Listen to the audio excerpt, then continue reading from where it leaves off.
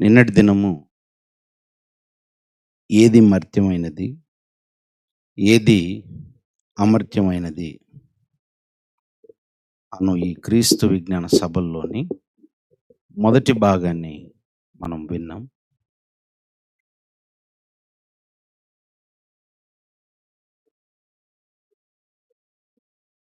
దేవుడు శరీరాన్ని తన స్వహస్తాలతో ఎంతో కష్టపడి తల్లి గర్భంలో నిర్మాణం చేశాడని, ప్రారంభ మానవుడైనటువంటి ఆదాము గారి యొక్క దేహము ఈ నేల మట్టితోనే నిర్మించబడిందని,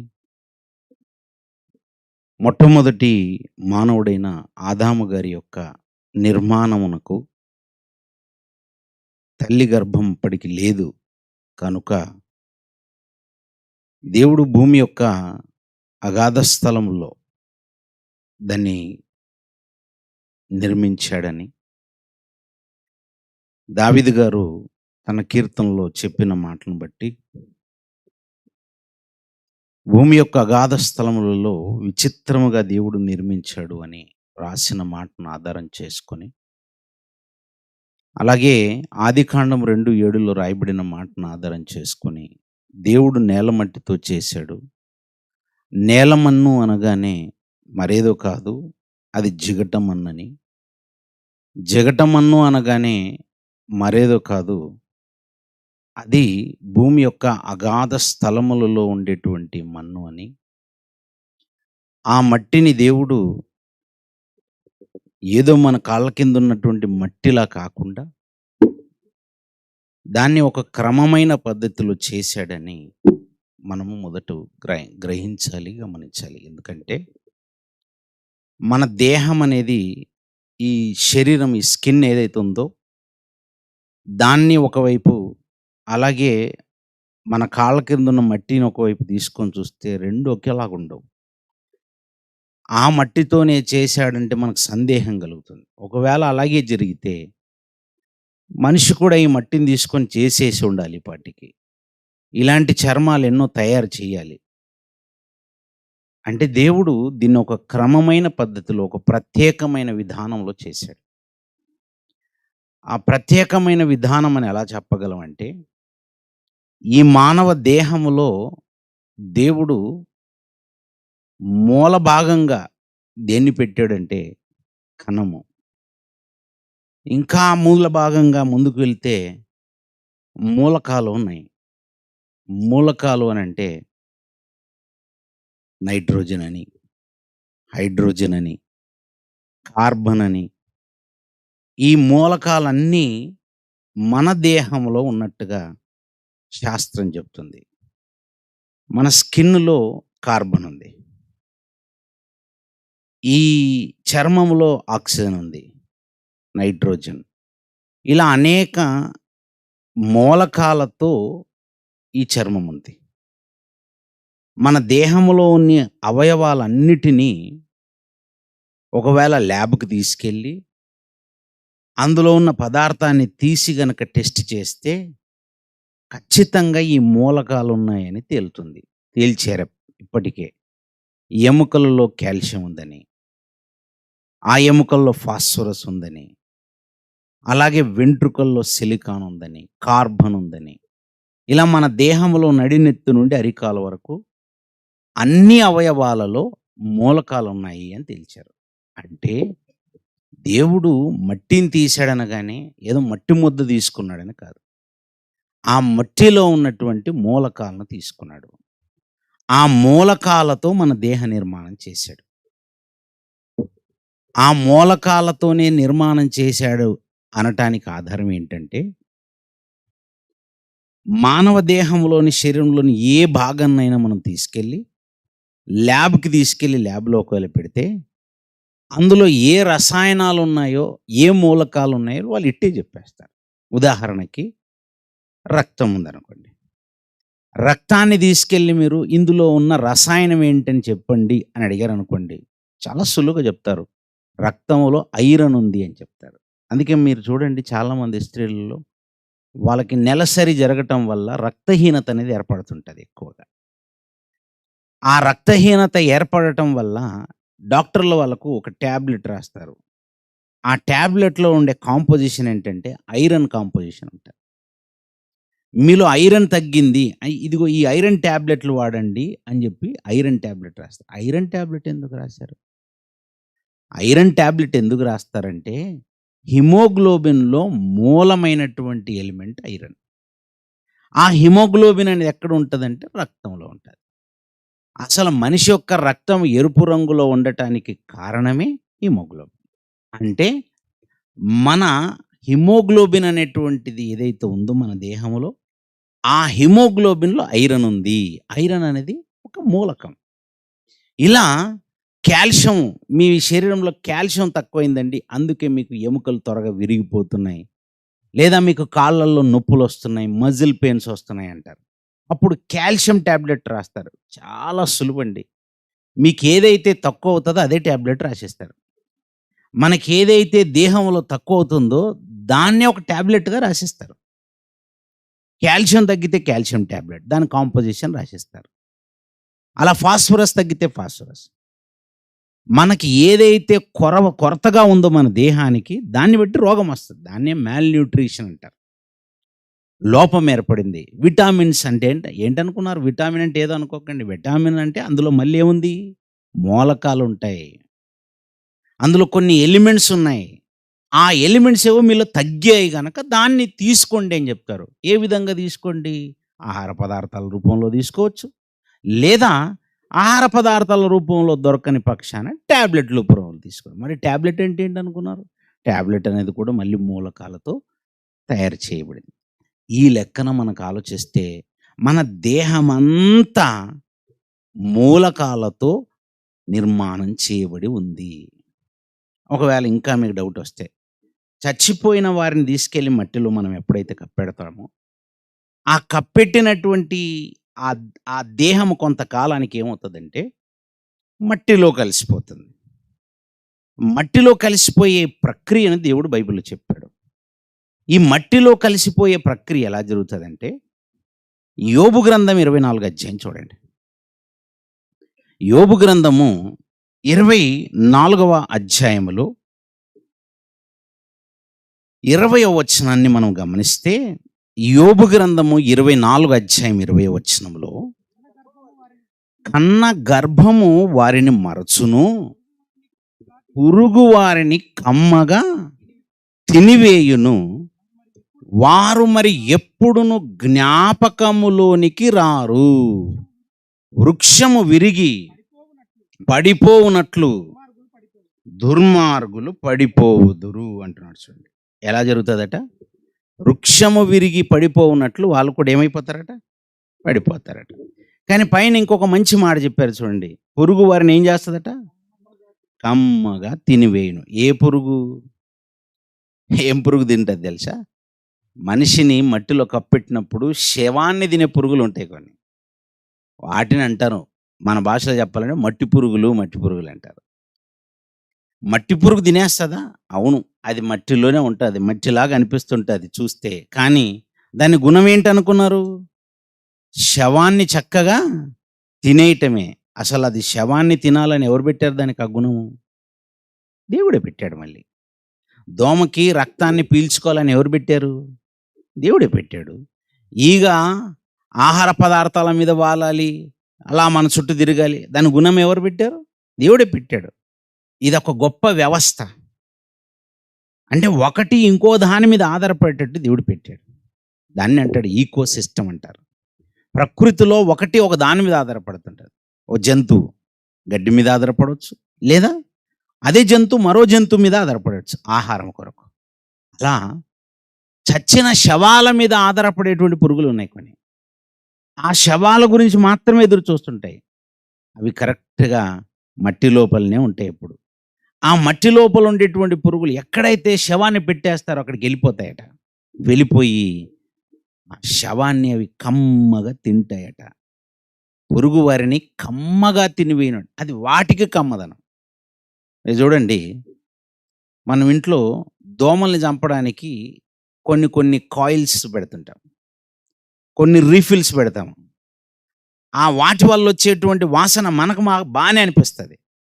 మనం వాటిని బానే పీల్చుకుంటాం. కానీ దోమలు మాత్రం మూర్ఛిపోయి పడిపోతుంటాయి. మనకు బాగా చక్కగా మంచిగా అనిపిస్తున్నటువంటి అబ్బా! చాలా బాగుంది స్మెల్ అనిపిస్తున్న ఆ వాయువు వాటికెందుకు మూర్ఛిపోయేటట్టు అనిపిచ్చేస్తుంది? అంటే ఒకరికి పీల్చుకోవడానికి అసలు ఆనందంగా, సౌలభ్యంగా, బాగుందనిపించింది మరొక జీవికి అది చేదుగా ఉంటుంది. అది విషంగా ఉంటుంది. అందుకే మీరు చూడండి, ఎక్కడైతే మురికి కాలువలు, అలాగే చెత్త కుప్పలుంటాయి, అక్కడే దోమలెక్కువుంటాయి. ఎందుకు అక్కడే ఉంటాయి? ఆ మురికి, ఆ వాసన ఉంటది చూసారా? ఆటికి అది మంచి సువాసన. అందుకే అవి అక్కడుంటాయి. మనకది దుర్వాసన. కానీ వాటికది కమ్మటి వాసన. శరీరం ఎక్కడైనా కమ్మగుంటదండి? చచ్చిపోయిన శరీరాలు కమ్మగుంటాయా? బతికున్న శరీరాలకే దిక్కులేదు.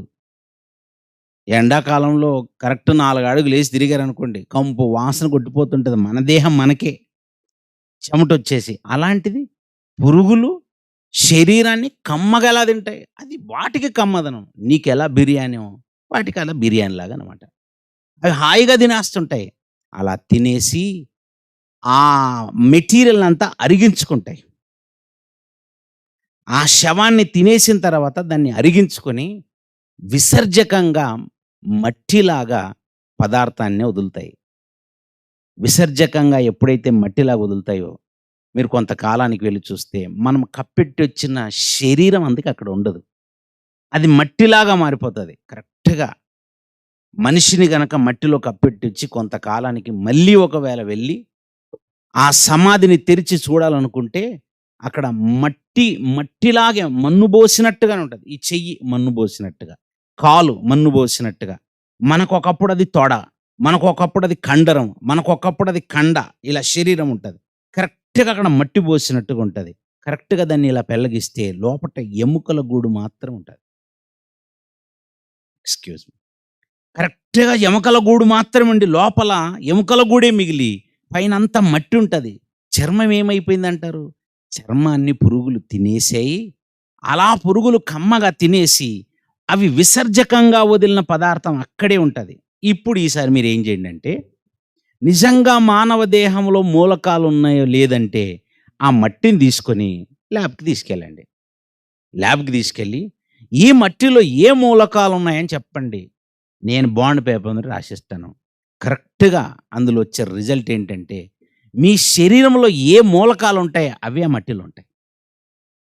అంటే దేవుడు చాలా తెలివిగా ఈ మట్టిని తీశాడనగానే నిజంగా ఏదో మన కాళ్ళ కిందున్న మన్నుని తీశాడని గాదు. ఆ మట్టిని ఫిల్టర్ చేసి అందులోంచి మూలకాలు తీసుకున్నాడు. కార్బన్ మానవ దేహానికి అవసరం. దాన్ని తీసుకున్నాడు.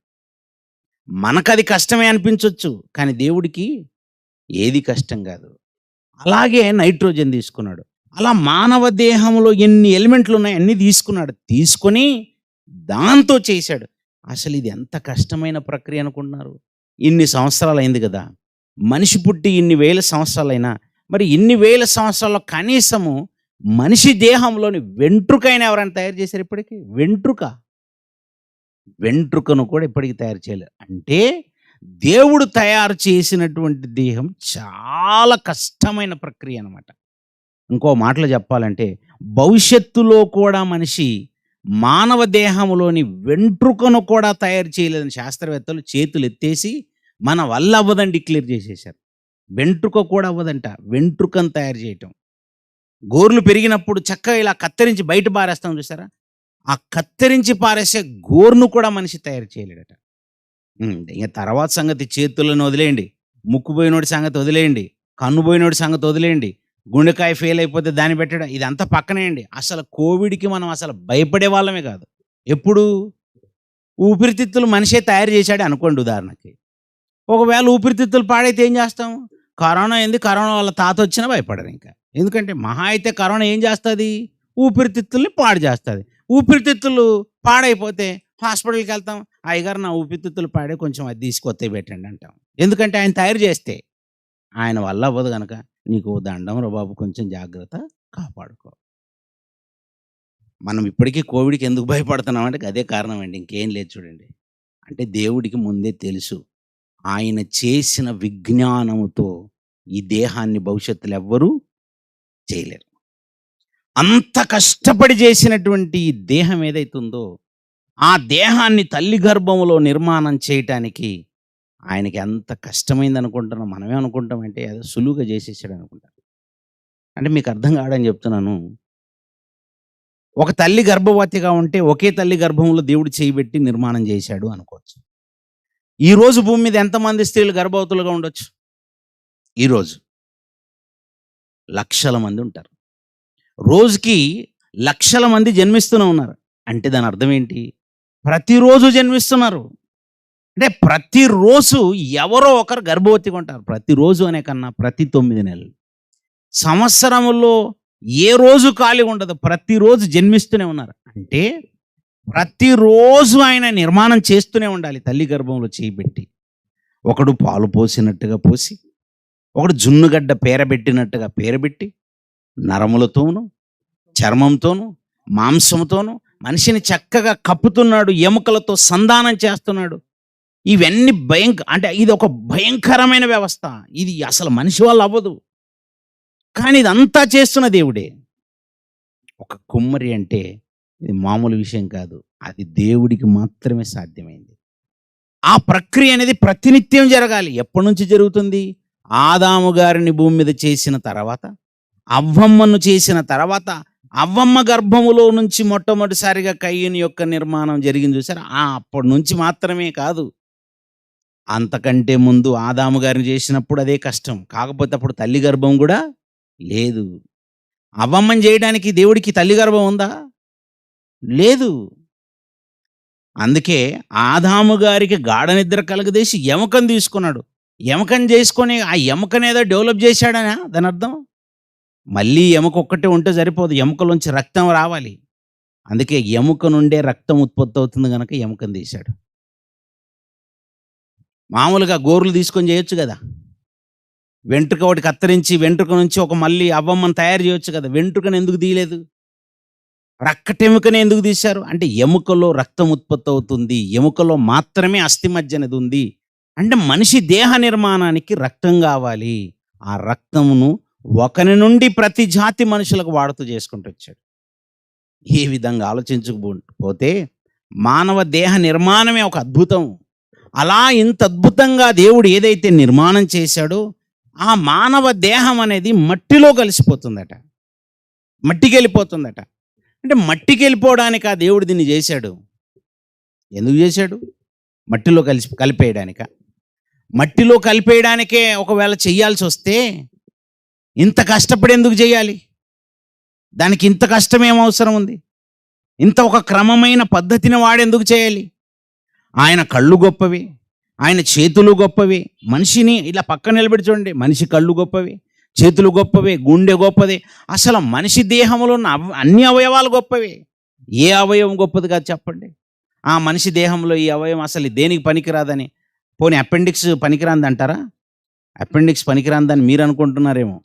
ఒకప్పుడు పనికిరాంది అనుకొని కట్ చేసి తీసి పారేసేవాళ్ళు. ఇప్పుడు అపెండిక్స్ ఆపరేషన్ కూడా విత్ పర్మిషన్ చేయాలి. అది నిజంగానే పాడైపోయి తీసేయాలనుకుంటేనే చేయాలి. లేదంటే అపెండిసైటిస్ అనేది కూడా మనిషికి వచ్చినప్పుడు దాన్ని రిపేర్ చేయాలి. ఇప్పుడు తీసివేయడానికి లేదు. ఎందుకంటే అపెండిక్స్ అనేది కూడా మానవ దేహములో దేవుడు పని కొరకే పెట్టాడు. దాంతో కూడా కొన్ని ఉపయోగకరమైన బ్యాక్టీరియాల ఉత్పత్తి జరుగుతుంది. అది మనిషికి అవసరం అని చెప్తున్నారు. అందరు ఇటు చూడండి. మానవ దేహంలో ఏది వ్యర్థమైంది కదా, అన్నిటితో పని ఉందట. అసలు మానవ దేహమును దేవుడు దేనికి వాడతాడట తెలుసా? అపోస్తుల కార్యములు 9వ అధ్యాయం. అపోస్తుల కార్యములు 9వ అధ్యాయం 15-16 వచనాలు. అపోస్తుల కార్యములు 9వ అధ్యాయం 15-16 వచనాలు చూడండి. అందుకు ప్రభు, నువ్వెళ్ళుము, అన్యజనుల ఎదుటను రాజుల ఎదుటను ఇశ్రాయేలీయుల ఎదుటను నా నామము భరించుటకు ఇతడు నేను ఏర్పరచుకొనిన సాధనమయ్యున్నాడు అని అన్నాడు. కింద పుట్టినోట్లో ఒక అంకె రాసి కింద ఒక మాట రాశారు చూడండి. పాత్ర అయ్యున్నాడు. శరీరం ఏంటట? పాత్ర. దేనికి పాత్ర? శరీరం అనగానే దేదో అనుకోకండి, శరీరం అనేది ఒక పాత్ర అన్నట. అంటే దీంతో ఏదో పని ఉందన్నమాట. మన ఇంట్లో ఎన్నో పాత్రలు ఉంటాయి. మన ఇంట్లో పాత్రలు ఉన్నాయంటే పని ఉంటే పాత్రలు ఉంటాయా, పని లేకపోతే పాత్రలు ఉంటాయా? మన ఖచ్చితంగా ఏదో పని ఉంటేనే పాత్రలు పెట్టుకుంటాం. అంతెందుకు, గుండు సూది ఉందనుకోండి మన ఇంట్లో, గుండు సూదితో కూడా ఏదో పని ఉంది మనకి. బట్టలు కుట్టుకోవడానికి చిన్న సూదులు పెట్టుకుంటాం, అది కూడా పని ఉందా? అది కూడా పని ఉంది. దాన్ని కూడా చిన్నగా ఏదో డబ్బాలు వేసి జాగ్రత్త పెట్టుకుంటాం. అంటే చిన్న చిన్న గుండు సూది మొదలుకొని పెద్ద పెద్ద వస్తువులు మన ఇంట్లో ఉన్నవి అన్నిటితో పని ఉంటుంది. అందుకే వాటిని ఏమన్నాడు తెలుసా? అది ఉపయోగకరమైన పరికరాలు అన్నాడు మనిషి. దేవుడు అంటున్నాడు, నాయన అసలు మనిషిని నేను ఎందుకు చేసుకున్నాను తెలుసా? మనిషి అనగానే నాకు ఒక సాధనము అంటున్నాడు. అయితే మనిషి అనగానే సాధనం అంటే ఎలా అర్థం చేసుకోవాలి దీన్ని? నేను ఏర్పరచుకున్న సాధనమై ఉన్నాడు అంటున్నాడు కదా, దీన్ని ఎలా అర్థం చేసుకోవాలి? అసలు మనిషికి దేవుడిచ్చినటువంటి దేహం ఉంది చూసారా? దేహం అంటే ఏదో అనుకోకండి, ఇది ఏదో సాధించటానికి పెట్టాడు దేవుడు. ఇది నేను సాధించటానికి ఏర్పరచుకున్న సాధనము అంటున్నాడు. సాధనం అని దేన్ని అంటాం? సాధారణంగా సాధనం అని దేన్ని అంటారు? పాత్ర అన్నాం కదా. పాత్ర అన్న సాధనం అన్న ఆ మాటకు అర్థం ఏంటి? పనిముట్టు. సాధనం అంటే అర్థం ఏంటి? పనిముట్టు. ఉదాహరణకి ఒక ప్రాంతం నుంచి మరో ప్రాంతానికి మనం ప్రయాణం చేయాలి. ప్రయాణం చేయాలంటే మనకి ఏం అవసరం? ప్రయాణ సాధనం. ప్రయాణ సాధనం అవసరం. అంటే ఒక ప్రాంతము నుండి మరో ప్రాంతానికి మనము ప్రయాణం చేయటానికి మనకు అవసరమైన దానిని ప్రయాణ సాధనం అంటాం. మరి దేహం ఏమైనా ప్రయాణ సాధనం అంటే 100% అదే నిజం. దేవుడు మనిషిని ఒక ప్రాంతం నుంచి మరో ప్రాంతానికి ప్రయాణము చేయటానికి దాన్ని వాడుతూ తీసుకుని వచ్చాడు. ఏంటి? ఈ భూలోకం అనేది నరులకు నివాసయోగ్యమైన భూలోకం అని అన్నాడు దీన్ని. నరులకు నివాసయోగ్యమైన భూగోళం అంటే అర్థం ఏంటి?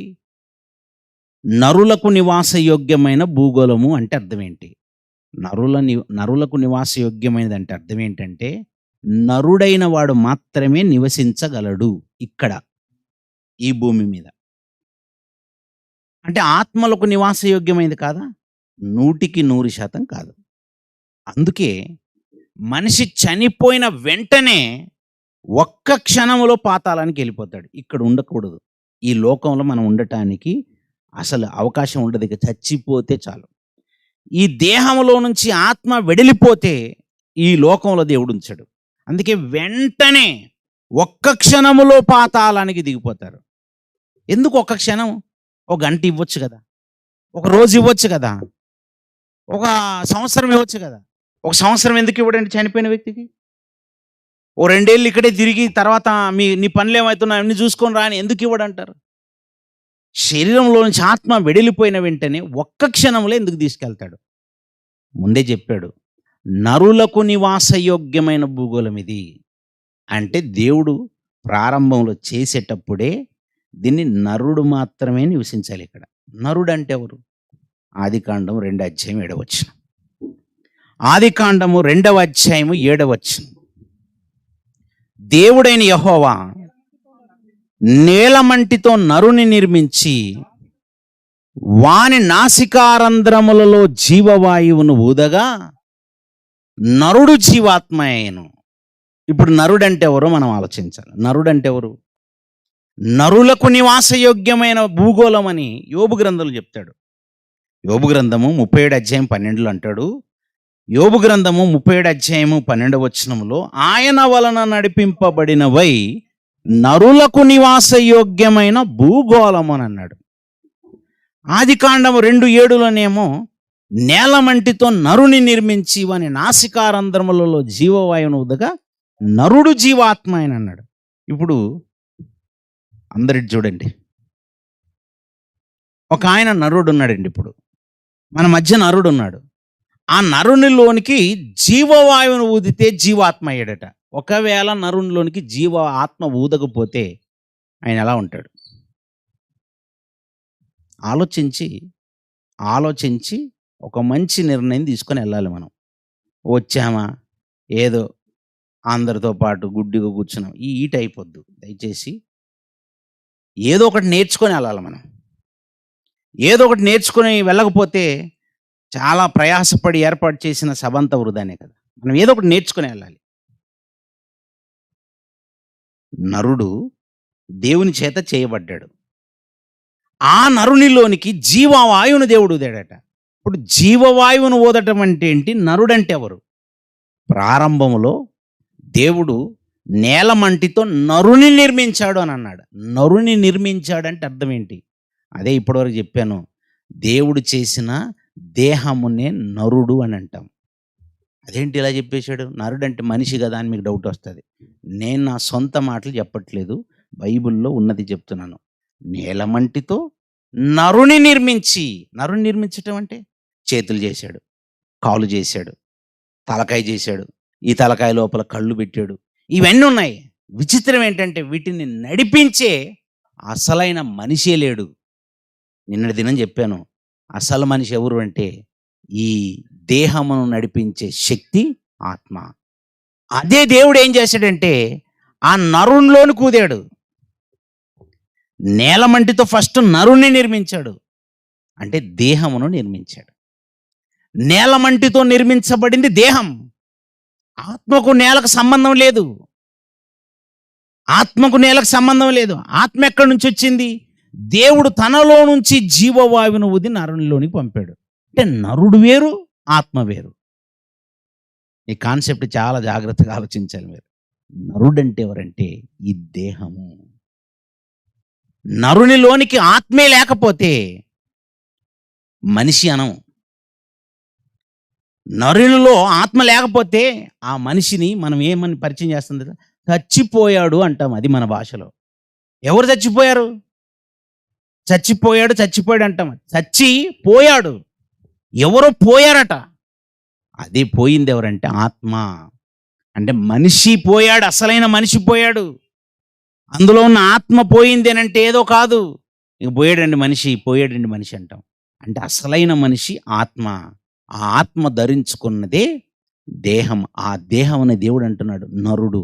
అంటే నరులకు నివాసయోగ్యమైన భూగోళం అంటే అర్థం ఏంటంటే ఈ శరీరానికి నివాసయోగ్యమైనది భూగోళం. ఇది దాని అర్థం. శరీరానికి నివాసయోగ్యమైన భూగోళము. అందుకే మీరు చూడండి, ఈ భూగోళము చుట్టూ శరీరానికి అవసరమైన ఉంటాయి. మళ్ళీ మీకు అర్థం కావడానికి, గాలి దేనికి అవసరం? శరీరానికి. నీరు దేనికి అవసరం? శరీరానికి. ఆహారం దేనికి అవసరం? శరీరానికి.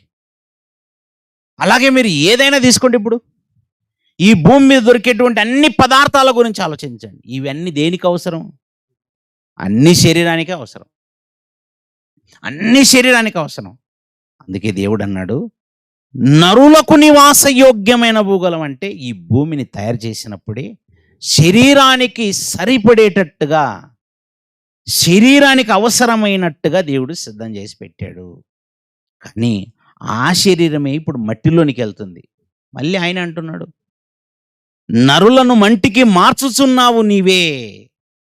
దేవుడే కదా మళ్ళీ నరులను ఎక్కడికి మారుస్తున్నాడట? ప్రసంగి గ్రంథము 12వ అధ్యాయం 7వ వచనం. ప్రసంగి గ్రంథము 12వ అధ్యాయం 7వ వచనములో మన్నైనది వెనకటి వలె మరలా భూమికి చేరును, ఆత్మ దాన్ని దయచేసిన దేవుని వద్దకు మరలా. ఇదేంటి? ఏది ఎక్కడికి వెళ్తుంది? ఏది ఎక్కడికి వెళ్తుందట? మన్నైన దేహము మట్టిలోనికి వెళ్తుంది. మరి ఆత్మ మట్టిలో నుంచి రాలేదట. ఆత్మను మట్టిలో నుంచి చేయలేదట దేవుడు. అది దేవుని వద్దకు చేరును అంటున్నాడు. చూసారా? అంటే డిఫరెన్స్ కనబడుతుంది. మన్నైనది వెనకటి వలె మరలా మంటికి చేరును. మనం ఇప్పుడు శరీరాలను మట్టిలో కప్పెడతామా? ఆత్మను కప్పెడతామా? అసలు ఆత్మ మనం మట్టిలో కప్పెట్టేంత చిన్నది కాదు. ఆత్మ గాలిలో కలిసిపోయేంత చిన్నది కాదు. ఆత్మ అగ్నికి ఆహుతైపోయేంత చిన్నది కాదు. ఆత్మ అసలు ఈ లోకంలో ఎక్కడ ఉండనుగాక ఉండదు. అందుకే దేవుడు ఒక్క క్షణంలో లేపేస్తాడు దాన్ని. నీ గురించి కాదు ఈ భూలోకం చేసింది నేను. ఈ భూలోకము నరులకు నివాసయోగ్యం. అందుకే నువ్వు శరీరంలో ఉండాలి. శరీరంలో ఉన్నంత వరకు ప్రాబ్లం లేదు.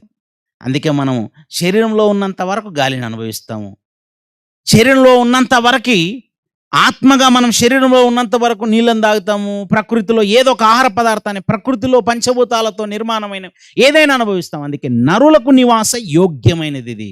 అంటే శరీరానికి నివాస యోగ్యమైనది. వన్స్ శరీరంలో నుంచి ఆత్మ బయటికి వస్తే ఇంకా ఆత్మకి ఈ లోకంలో ఎక్కడ అవకాశం ఉండదు. ఎందుకంటే అది నరులకు నివాసయోగ్యంగా చేశాడు దాన్ని.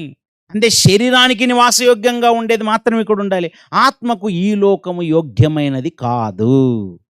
అందుకే దేవుడు ఏమంటాడంటే నరులారా తిరిగి రండి అంటాడు. కీర్తనల గ్రంథం 90 అధ్యాయము 3వ వచనంలో, కీర్తనల గ్రంథము 90 అధ్యాయం 3వ వచనంలో, నీవు మనుషులను ఏం చేస్తున్నావు? మంటికి మారుస్తున్నావు. నరులారా తిరిగి రండి అని సెలవిస్తున్నా. ఇప్పుడు నా ప్రశ్న ఏంటంటే, నరులారా తిరిగి రండి అని దేవుడు అంటున్నాడు, కానీ ఆ నరుణ్ణి తీసుకెళ్ళి మనం ఏం చేస్తున్నాము?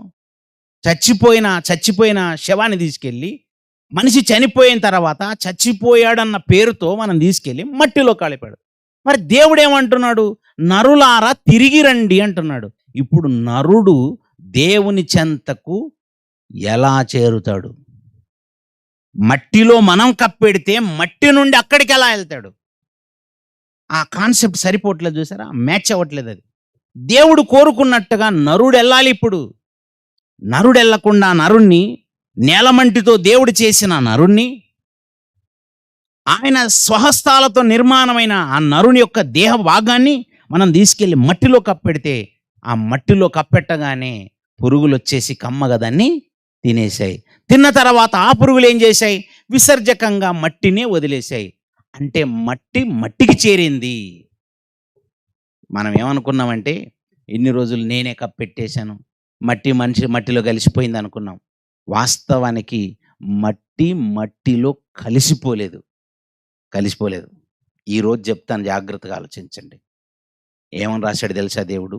మట్టిలో కలిసిపోయింది అని నువ్వు మాట్లాడుకుంటున్నావు చూసాను, ఆయన తప్పది.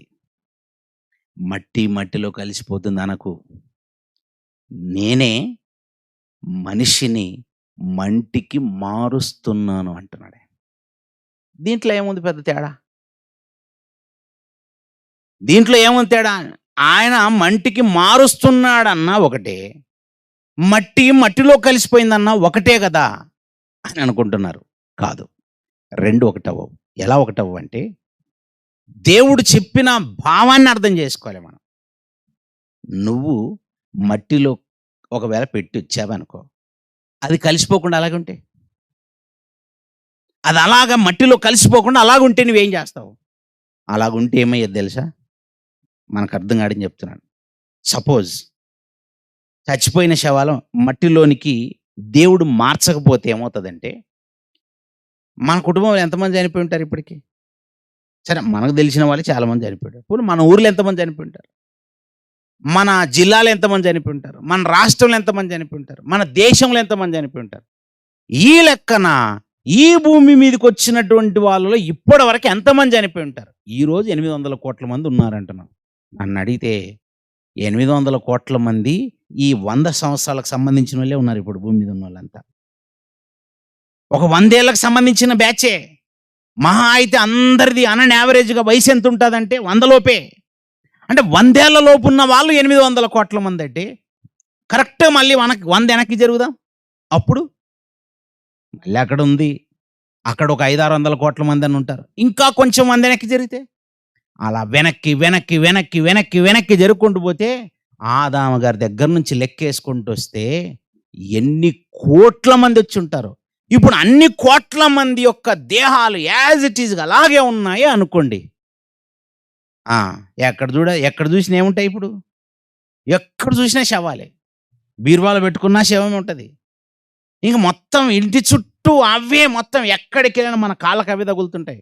అప్పుడప్పుడు ఈతకెళ్తుంటారనుకోండి కొందరు. ఈదడానికెళ్తుంటే ఆ లోపలంతా మృత కళేబరాలు, కాళ్ళకి బట్ట పెలకలు, ముళ్ళ తుప్పుల తగులుతుంటాయి. ఒకవేళ నిజంగా మనిషి యొక్క శరీరమే గనక మట్టిలోనికి దేవుడు మార్చకపోతే ఎక్కడ చూసినా శవాలే తగులుతాయి మనకి. గుట్టలు, గుట్టలు, గుట్టలు, గుట్టలు కోట్ల మందండి బాబు! మామూలు గాదు. ఒక్కసారి ఊహించుకోండి. 800,00,00,000 శవాలను ఎక్కడ దాస్తావు? 800,00,00,000 శవాలు. ఈ 100 ఏళ్లలోనే 800,00,00,000 అయితే దానికి ముందు 6,000 సంవత్సరాల చరిత్ర మనిషిది. ఈ 6,000 సంవత్సరాలలో ఎన్ని వేల కోట్ల మంది, ఇన్ని వేల కోట్ల మంది అసలు భూమి మీద అలాగే పేర్చుకుంటెళ్తే గుట్టలు, గుట్టలుగా ఉంటారసలు. కొండలు, కొండలు, కొండలుగా ఉంటారు. ఆటిని చూసి భయపడిపోతాం మనం. అందుకే దేవుడేం చేసేదో తెలుసా? మీరు మట్టిలోనికి మీరు కలపట్లేదు. నేనే మంటికి మారుస్తాను. అసలు మంటికి మారవటం అంటే ఏంటి ప్రభు అంటే అప్పుడు చెప్తాడాయన. మార్చే ప్రక్రియ ఎలా జరుగుతదంటే, మనము పాలున్నాయనుకోండి. మన దగ్గర పాలున్నాయనుకోండి. ఆ పాలని కొంచెం వేడి చేసి, అలా కొంచెం చల్లార్చి, అందులోకి ఇంత చింతపండేసామనుకోండి. లేదా నిమ్మకాయ పిండారనుకోండి. అలా నిమ్మకాయనో, చింతపండేస్తే పాలేమవుతదో తెలుసా? పాలు పెరుగవుతది. ఇంక స్త్రీలకు బాగా తెలుసు. అంటే ఇప్పుడు మీరేం చేశారు? పాలని పెరుగుగా మార్చారు. మీరు పెరుగును సృష్టించలేదు. మార్చటం అంటే ఇది. పాలను పెరుగుగా మార్చారు. పెరుగు కూడా నీకు అవసరం లేదనుకుంటే, ఆ పెరుగును బాగా చిలికితే మజ్జిగ చేసుకోవచ్చు, వెన్న తయారు చేసుకోవచ్చు. అందులో డిఫరెంట్ ప్రొడక్ట్స్ వచ్చాయి. సరే వెన్న తయారు చేసావనుకుందాం. అంటే ఇప్పుడు పాలను కాస్త పెరుగుగా, పెరుగును కాస్త వెన్నగా మార్చావు. ఈ వెన్న దగ్గర ఆగకుండా ఇంకా కొంచెం ముందుకెళ్ళి దాన్ని నువ్వు నెయ్యిగా మార్చావు. అంటే ఇప్పుడు పాలైతే ఒక రోజుంటాయి. పెరుగైతే 2 రోజులుంటది. వెన్నయితే ఒక 4, 5 రోజులు, వారం రోజులు, 10 రోజులు ఉంటది, నెలుంటది. ఆ వెన్నని కాస్త నువ్వు ఇంకా కొంచెం చక్కగా మారిస్తే నెయ్యిగా సంవత్సరం పెట్టుకోవచ్చు. 2 ఏళ్ళు వాడొచ్చు, 3 ఏళ్ళు కూడా వాడొచ్చు. అంటే మార్చటం వల్ల ఎక్కువ కాలం నిల్వ చేయొచ్చు. దేవుడు కూడా మానవ దేహాన్ని మార్చి ఎక్కువ కాలం నిల్వ చేస్తున్నాడు. మార్చాడాయన. మనమేమో మట్టిలో కలిపేసొచ్చాం. నువ్వు కలిపితే కలవాలా? శవానికి చెప్పు చూద్దాం. శవమా నేను కలిపేస్తున్నాను, నువ్వు కలిసిపోవాలి చూడు మట్టిలో అని చెప్పు. నువ్వు చెప్తే వింటదా? నువ్వు ఎంత ఏడ్చినా భర్త దగ్గర పక్కన కూర్చొని ఏడుస్తుంది. ఏండి నాకు చాలా అన్యాయం చేసిపోయారండి, ఈ పిల్లల్ని ఎలా పెంచాలండి ఏడుస్తుంటాం. మరి నువ్వు ఏడుస్తే ఎందుకు లేవలేడాయన? ఆ శవం వినదు. ఆ శవానికి మనసు లేదు. ఆ శవానికి హృదయం లేదు. ఉండేదంతా ఆ శవము లోపల ఒకప్పుడు ఆత్మ ఉండేది చూసారా? ఆత్మకు ఉంటది మనసు. ఆత్మకే ఉంటది హృదయం. ఆ ఆత్మకుండే హృదయము ఆత్మతో పాటే వెళ్ళిపోయింది. వెళ్ళిపోయింది గనక నువ్వు ఎంత మొత్తుకున్నా, అయ్యో! మా ఆవిడ చానే ఏడుస్తుంది, మరి ఓవర్ యాక్టింగ్ చేస్తుంది, లేద్దాం ఓసారి చెప్దామని లేవదు. బ్రతికున్నప్పుడు పచ్చి మంచినీళ్ళు ఇవ్వమంటే ఇచ్చేది కాదు గానీ, నా మీదే ఎంతో ఆడిపోసుకునేది. కొంచెం లేద్దాం ఓసారి, పోనీలే పర్వాలేదు బానే ఏడుస్తుందని లేస్తదా? ఉంటే కదా లేవడానికి, వింటే కదా లేవడానికి. ఏండి శవానికి ఉండవా అండి చెవులు? శవానికి చెవులుంటాయి, కళ్ళుంటాయి. ఉంటాయి గానీ పని చేయవు. ఉంటాయి, అన్నీ ఉంటాయండి. ఈ దేహానికి ఎన్నుంటాయి అన్నీ శవానికుంటాయి. కానీ ఏవి పని చేయవు. అవి పని చేయాలంటే లోపల పవర్ ఉండాలి. ఆ పవరే, ఆ శక్తే ఆత్మ. చూసారా? మీరు తీసుకెళ్ళి ఏ శక్తి లేని యొక్క ఈ దేహాన్ని మట్టిలో అలా పెట్టేసొస్తే, అది మట్టిలో తనంతట అది ఎలా కలుస్తుందనుకున్నావు? అక్కడికి పురుగును పంపించింది దేవుడే. కమ్మగా తినేటట్టు దాన్ని పెట్టింది దేవుడే. అది కమ్మగా తిన్న తర్వాత ఆయన క్రమంలో భాగంగా నరులను మంటికి మార్చాడు. మార్చి స్టోర్ చేశాడు. టమాటాలున్నాయనుకోండి, పొలంలోంచి కోసుకొని తీసుకొనొచ్చి ఇంట్లో పెట్టుకుంటే వారం రోజుల వరకు పాడవు. అది మందులు కొట్టని, ఏ మందులు వాడని టమాటాలైతాయి. వారం రోజులు వాడతావు. వారం రోజుల తర్వాత నువ్వు వద్దన్నా కాదన్నా పుచ్చిపోతుంటాయి, కుళ్ళిపోతుంటాయి, పాడైపోతాయి. అందుకే తెలివిగా ఇల్లాలేం చేస్తదంటే టమాటాలు ఎక్కువున్నాయి, ఓ పని చేద్దామని మొత్తం అన్నిటిని కోసి పచ్చడి చేస్తది. పచ్చడి అయితే మహా అయితే మళ్ళీ ఓ వారం రోజులు, 10 రోజులు పెట్టుకుంటాం. ఇంకా కొంచెం స్త్రీలుగా తెలివైన వాళ్ళైతే బాగా ఉప్పులో నానబెట్టి వాటిని ఇంకా జాగ్రత్తగా పచ్చళ్ళుగా మార్చేసి, చట్నీగా మార్చేసి ఏదో విధంగా ఒక 6 నెలలు, సంవత్సరం వాడతాం. ఇంకా తెలివైనోళ్ళు ఏం చేస్తారో తెలుసా? అదే టమాటాలను బాగా నూరేసి సాస్ తయారు చేస్తారు. సాస్ తయారు చేస్తే 2 ఏళ్ళు, 3 ఏళ్ళు, 4 ఏళ్ళు, 5 ఏళ్ళు, 10 ఏళ్ళు కూడా వాడుకునేటట్టుగా ఫుడ్ ప్రిజర్వేటివ్స్‌ని వాటికి వాడి సాస్ అనేది నిల్వ చేస్తావు. సాస్ అంటే 10 ఏండ్ల క్రితం తయారు చేసిన సాస్ కూడా ఉంటదా? మరి నిల్వ చేయగలిగే గుణం ఉంది మరి.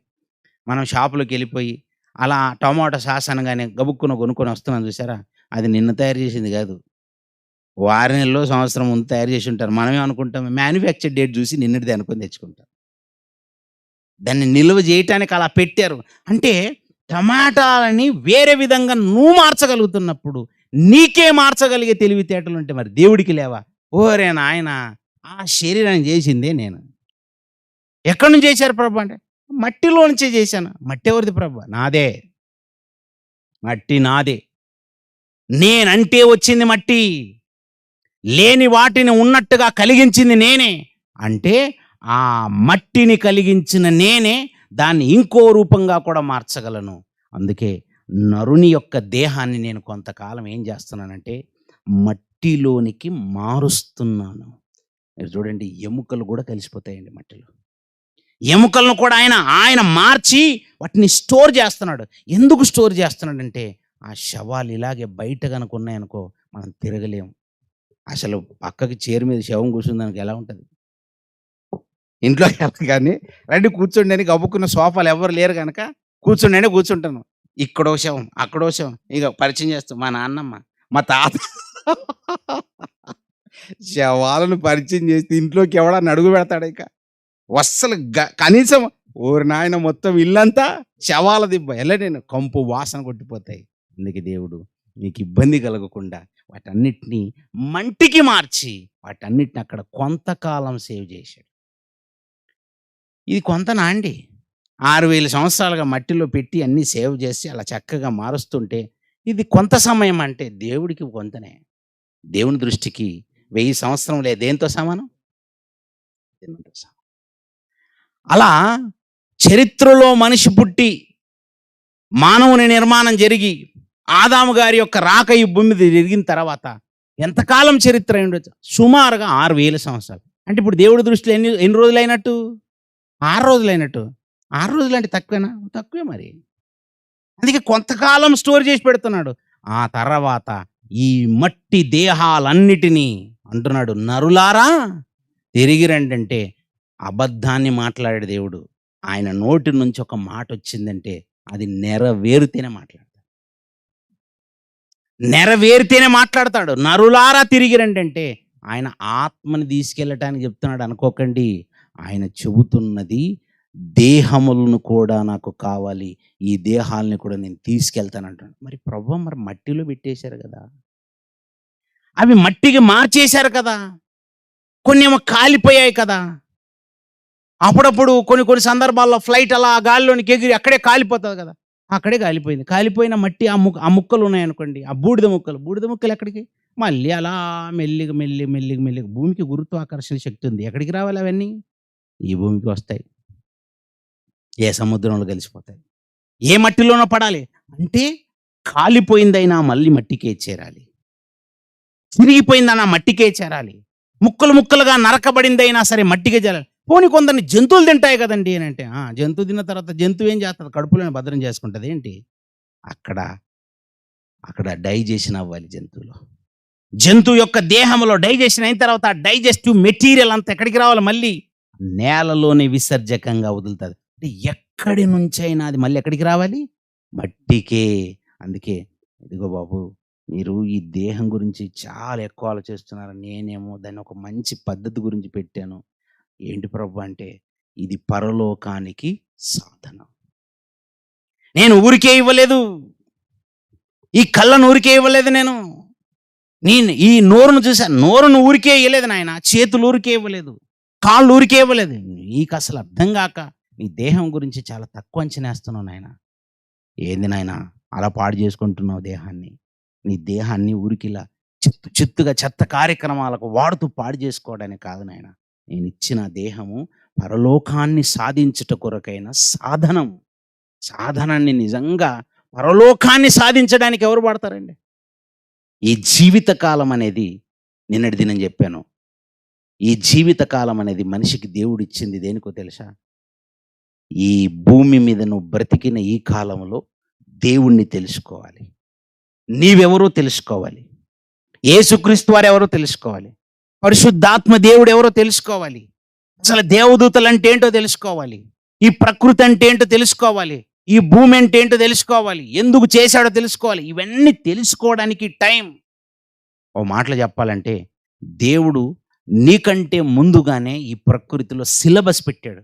ఆ సిలబస్ని తెలుసుకోవడానికి నువ్వు వచ్చావు. తెలుసుకున్న తర్వాత నీవెలా నడుచుకోవాలో కూడా ముందే పెట్టాడు.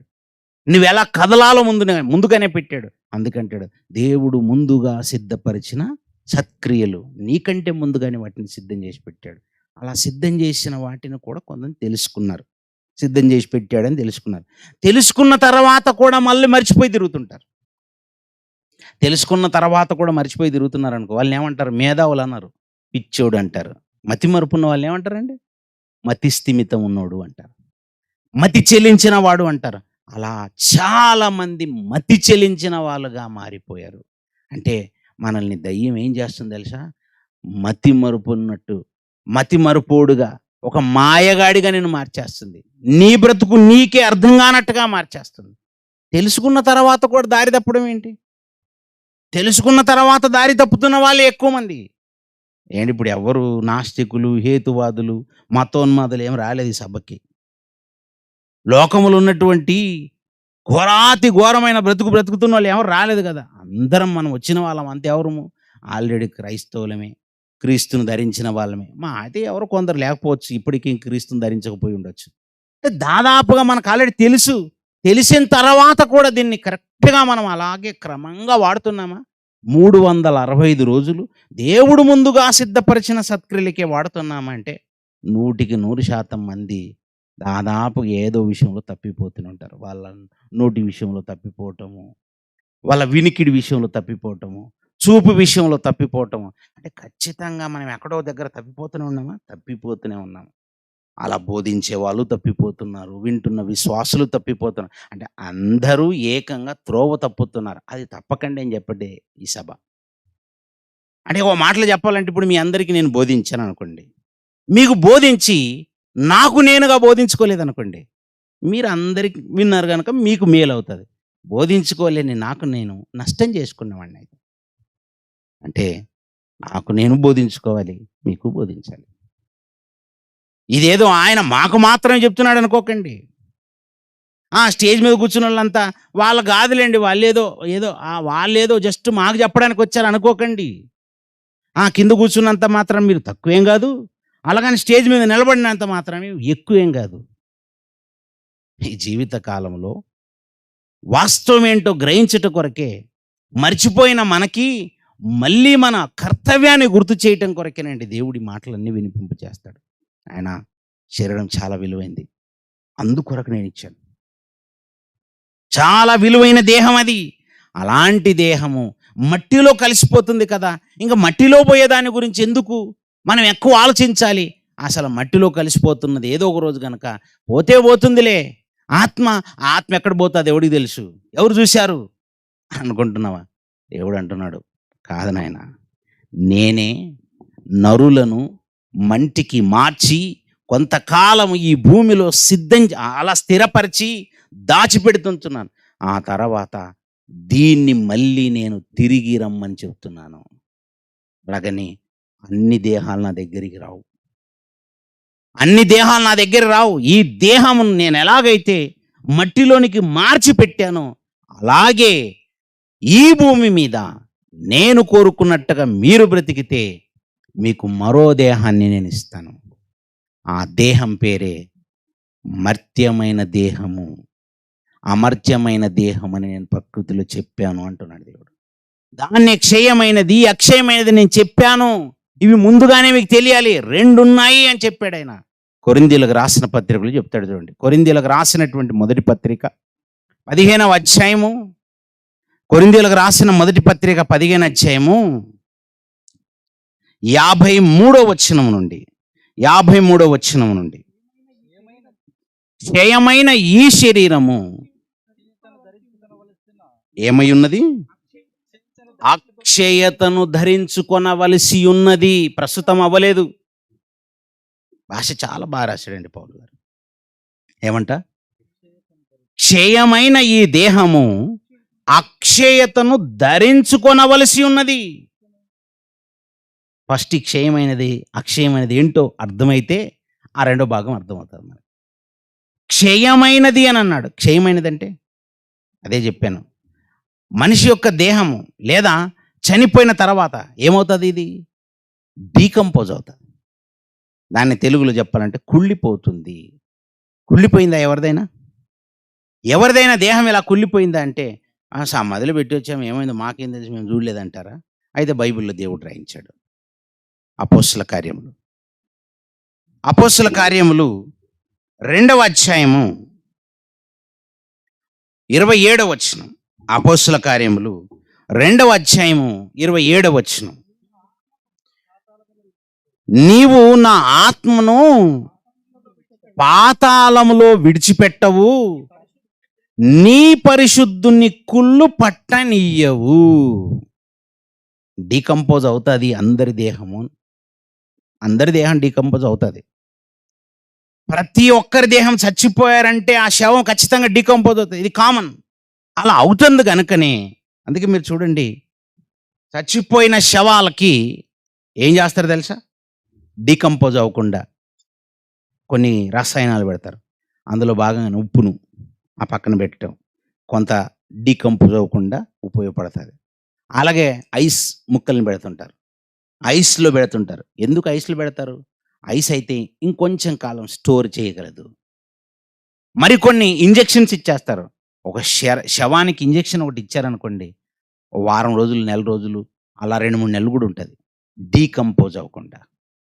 కానీ నువ్వు ఎన్ని ఇంజెక్షన్లు ఇచ్చినా, నువ్వు ఎంత ఐస్ గడ్డల్లో పెట్టినా, ఎంత చుట్టూ ఉప్పు జల్లినా, పక్కన అగరబత్తులు మరోటి నువ్వు ఎంత పెట్టినా శవానికి తీసుకొని వచ్చి సెంటు కొడుతుంటారు. బతుకున్నప్పుడు ఎప్పుడు సెంటు కొట్టుకోడు, కానీ శవానికి ఎందుకు కొడతారంటే వాసన రాకుండా. డీకంపోజ్ అవుతుంది, అది కుళ్ళు పడుతుంది. కానీ దేవుడు ఏమంటున్నాడు తెలుసా? నీ పరిశుద్ధుణ్ణి కుళ్ళు పట్టనీయవు అంటున్నాడు.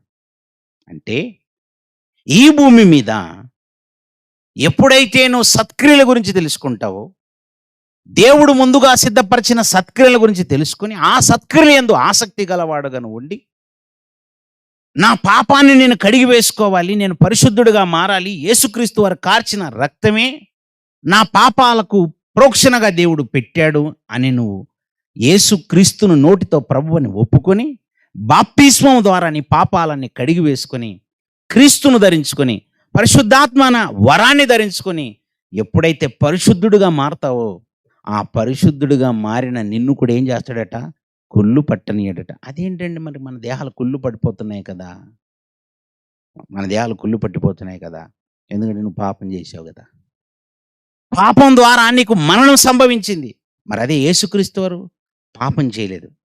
ఈ జీవితకాలం యేసుక్రీస్తు వారు మనకి ఎలాగైతే జీవితకాలం ఇవ్వబడిందో యేసుక్రీస్తు వారికి ఇవ్వబడింది. యేసుక్రీస్తు గారికి ఇచ్చినటువంటి ఆ జీవితకాలంలో 33.5 సంవత్సరాలు ఆయన పాపం చేయలేదు. అందుకే దేవుడు అంటున్నాడు, పరిశుద్ధుణ్ణి కుళ్ళు పట్టనీయలేదు. అందుకే యేసుక్రీస్తు వారి యొక్క దేహం కుళ్ళు పట్టలేదు.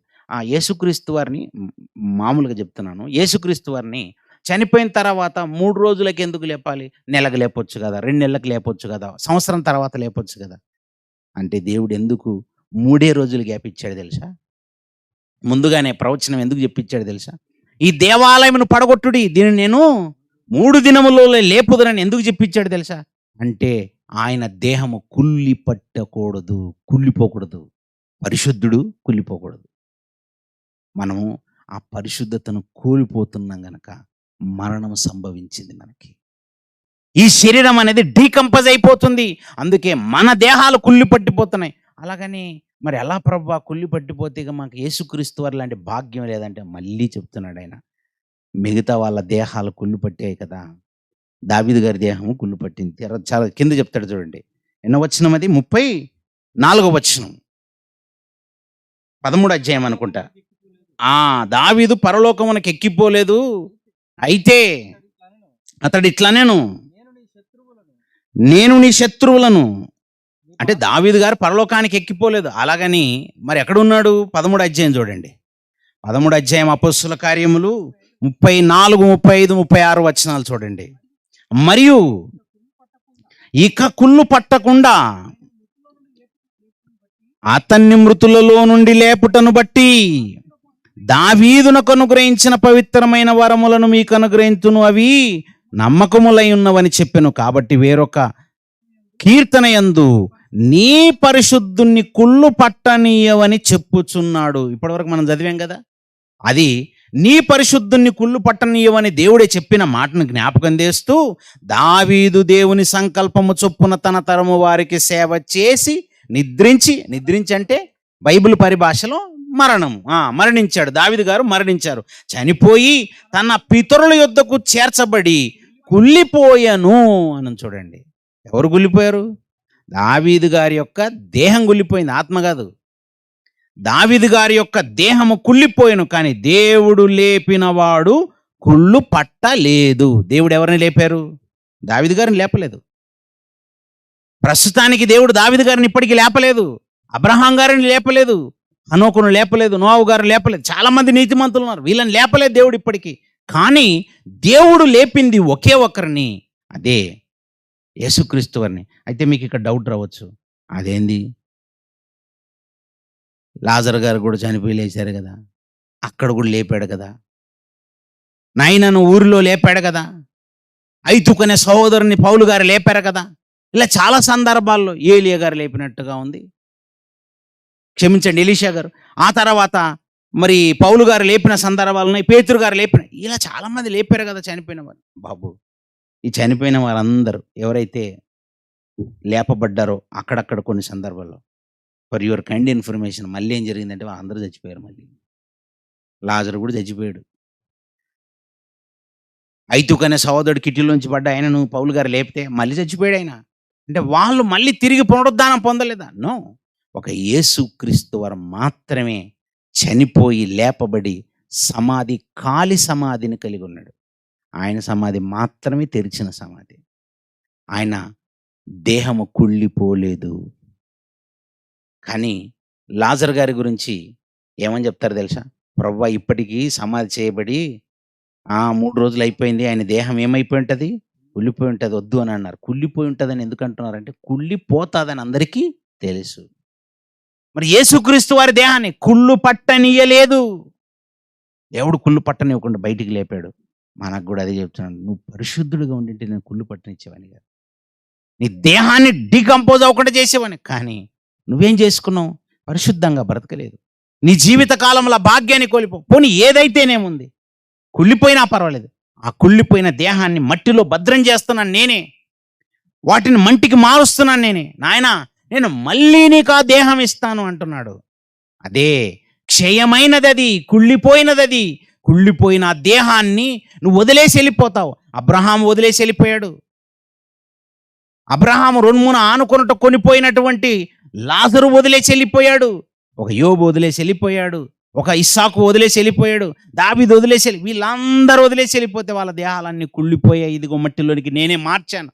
అయితే ఆయన ఏమంటున్నాడంటే, ఆయన వదిలేసి వెళ్ళి వచ్చారు కదా, నేను మళ్ళీ వాటిని మీకు ఇస్తాను, మళ్ళీ ఆ దేహాలను మీకు ఇచ్చేస్తాను తిరిగి. ఎలా ఇస్తారు ప్రభా? అది ఎలా సాధ్యం? ఇదిగో మీకు ఒకప్పుడు లేని దేహాన్ని ఇచ్చిన నేను తిరిగి దేహాన్ని ఇవ్వలేనా? తల్లి గర్భంలో ఒక కణంగాని వచ్చావు, అప్పుడు ఏమైనా మనకు అవయవాలు ఉన్నాయా? లేవు. లేని అవయవాలను తల్లి గర్భంలో నేను నిర్మాణం చేయలేదా? లేని చేతుల్ని చేయలేదా? లేని కళ్ళను చేయలేదా? లేని 500 అవయవాలను నీకు చేసి భూమి మీదకి పంపలేదా? అలా చేయగలిగినప్పుడు మరి మళ్ళీ తిరిగి నేను మట్టిలోనికి మార్చిన, ప్రస్తుతం మట్టిలో భద్రం చేసి పెట్టిన ఆ దేహాన్ని తిరిగి తీసుకుని వచ్చి నీ చేతికి నేను ఇవ్వలేనా? నేను ఇస్తాను అంటున్నాడు. అయితే నాయన, నీ దేహముతో ఈ జీవిత కాలములో జాగ్రత్తగా క్రియలు చేస్తేనే ఇస్తాను. నీ శరీర క్రియలను బట్టే నీకు ప్రతిఫలం. కొరింథీయులకు రాసిన పత్రిక, కొరింథీయులకు రాసినటువంటి పత్రికలో చెప్తున్నాడు చూడండి. కొరింథీయులకు రాసినటువంటి మొదటి పత్రిక, రెండో పత్రిక 5వ అధ్యాయం 10వ వచనము. కొరింథీయులకు రాసినటువంటి రెండో పత్రిక 5వ అధ్యాయం 10వ వచనంలో, ఎందుకనగా తాను జరిగించిన క్రియల చొప్పున అవి మంచివైనను సరే చెడ్డవైనను సరే నీవు దేహముతో జరిగించిన వాటి ఫలమును ప్రతి వాడును పొందునట్లు మనమందరమును క్రీస్తు న్యాయపీఠము ఎదుట ప్రత్యక్షము కావలియును. అందరు పొందుకుంటారా?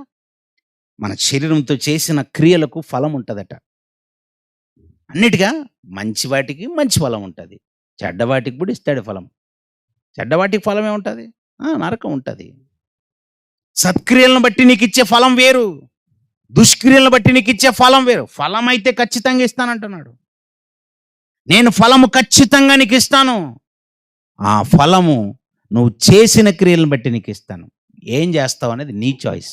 అందుకే దేవుడు అన్నాడు, నేను స్వాతంత్రం ఇచ్చేసాను. ఏం చేస్తావు, ఏం ఎంచుకుంటావు నీ ఇష్టం.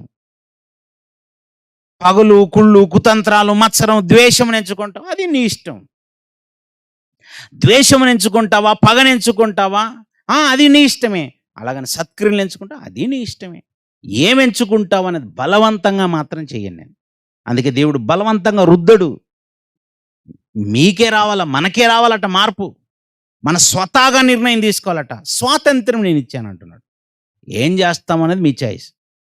సభలకు వెళ్తుంటాము, వాకింగ్ చెప్తుంటాము, అందరూ మారిపోతారు. ఏంది చెబుతున్నా మనకే తెలిసిపోతుంటుంది. అంత ఎందుకండి, మార్పు వరకు వెళ్ళారు మీరు. ఈ ప్రసంగం చెప్పేటప్పుడు చాలామంది పడుకుంటుంటారు. అంటే పడుకున్న వాళ్ళనే లేపలేము మనం. చాలా సందర్భాల్లో పడుకున్న వాళ్ళని లేపలేము. దైవ సేవకులు మధ్య మధ్యలో హల్లెలూయా అని ఎందుకంటారు అనుకున్నారు? పడుకున్న వాళ్ళని లేపడానికే అలవాటైపోయింది అది. నేను అప్పటి నుంచి హల్లెలూయా అంటలేను కనుక మీకు ఎలా ఉందంటే, కొందరికి అయితే అసలు మంచిగా జో కొడుతున్నట్టుంది. మీరు నిద్రపోయినా ఐ డోంట్ కేర్. ఎందుకంటే నా డ్యూటీ ఏంటంటే నేను చెప్పాలి, నీ డ్యూటీ ఏంటంటే వినాలి. ఎవరిది వాళ్ళకే లెక్క ఉంటుందండి. ఎక్కడికి వెళ్ళిన ఇంతేనా? ఎక్కడికి వెళ్ళినా నీ బాధ్యతే అది. నీ ఆత్మకు నువ్వే ఉత్తరవాది. నీ క్రియలను బట్టే నీకు ప్రతిఫలం. ఎవరు పని చేస్తే వాళ్ళకే జీతం అట. మీరు చేసిన క్రియలను బట్టి శరీరానికి నువ్వు బానిస అయిపోయి శరీరంతో పాపాన్ని జరిగిస్తే పాపానికి ప్రతిఫలం ముందుగాని చెప్పాడు. పాపం వలన వచ్చు జీతము మరణం. మరణం అనగానే అది యేసుక్రీస్తు వారికి కూడా వచ్చింది కదా. యేసుక్రీస్తు వారిని మరణము ఏలదు. యేసుక్రీస్తు వారు మరణం జయించిన మృత్యుంజయుడు, మరణాన్ని తొక్కేశాడు. అందుకే పౌలు గారు ఒక ఛాలెంజింగ్ మెసేజ్ చేశాడు. ఏంటి తెలుసా? మరణమా నీ విజయం ఎక్కడా? యేసుక్రీస్తు వారి మీద గెలిచావా మరణమా? గెలవలేకపోయిందండి మరణము. యేసుక్రీస్తు వారి మీద గెలవలేకపోయింది మరణము. మరణం ఓడిపోయింది.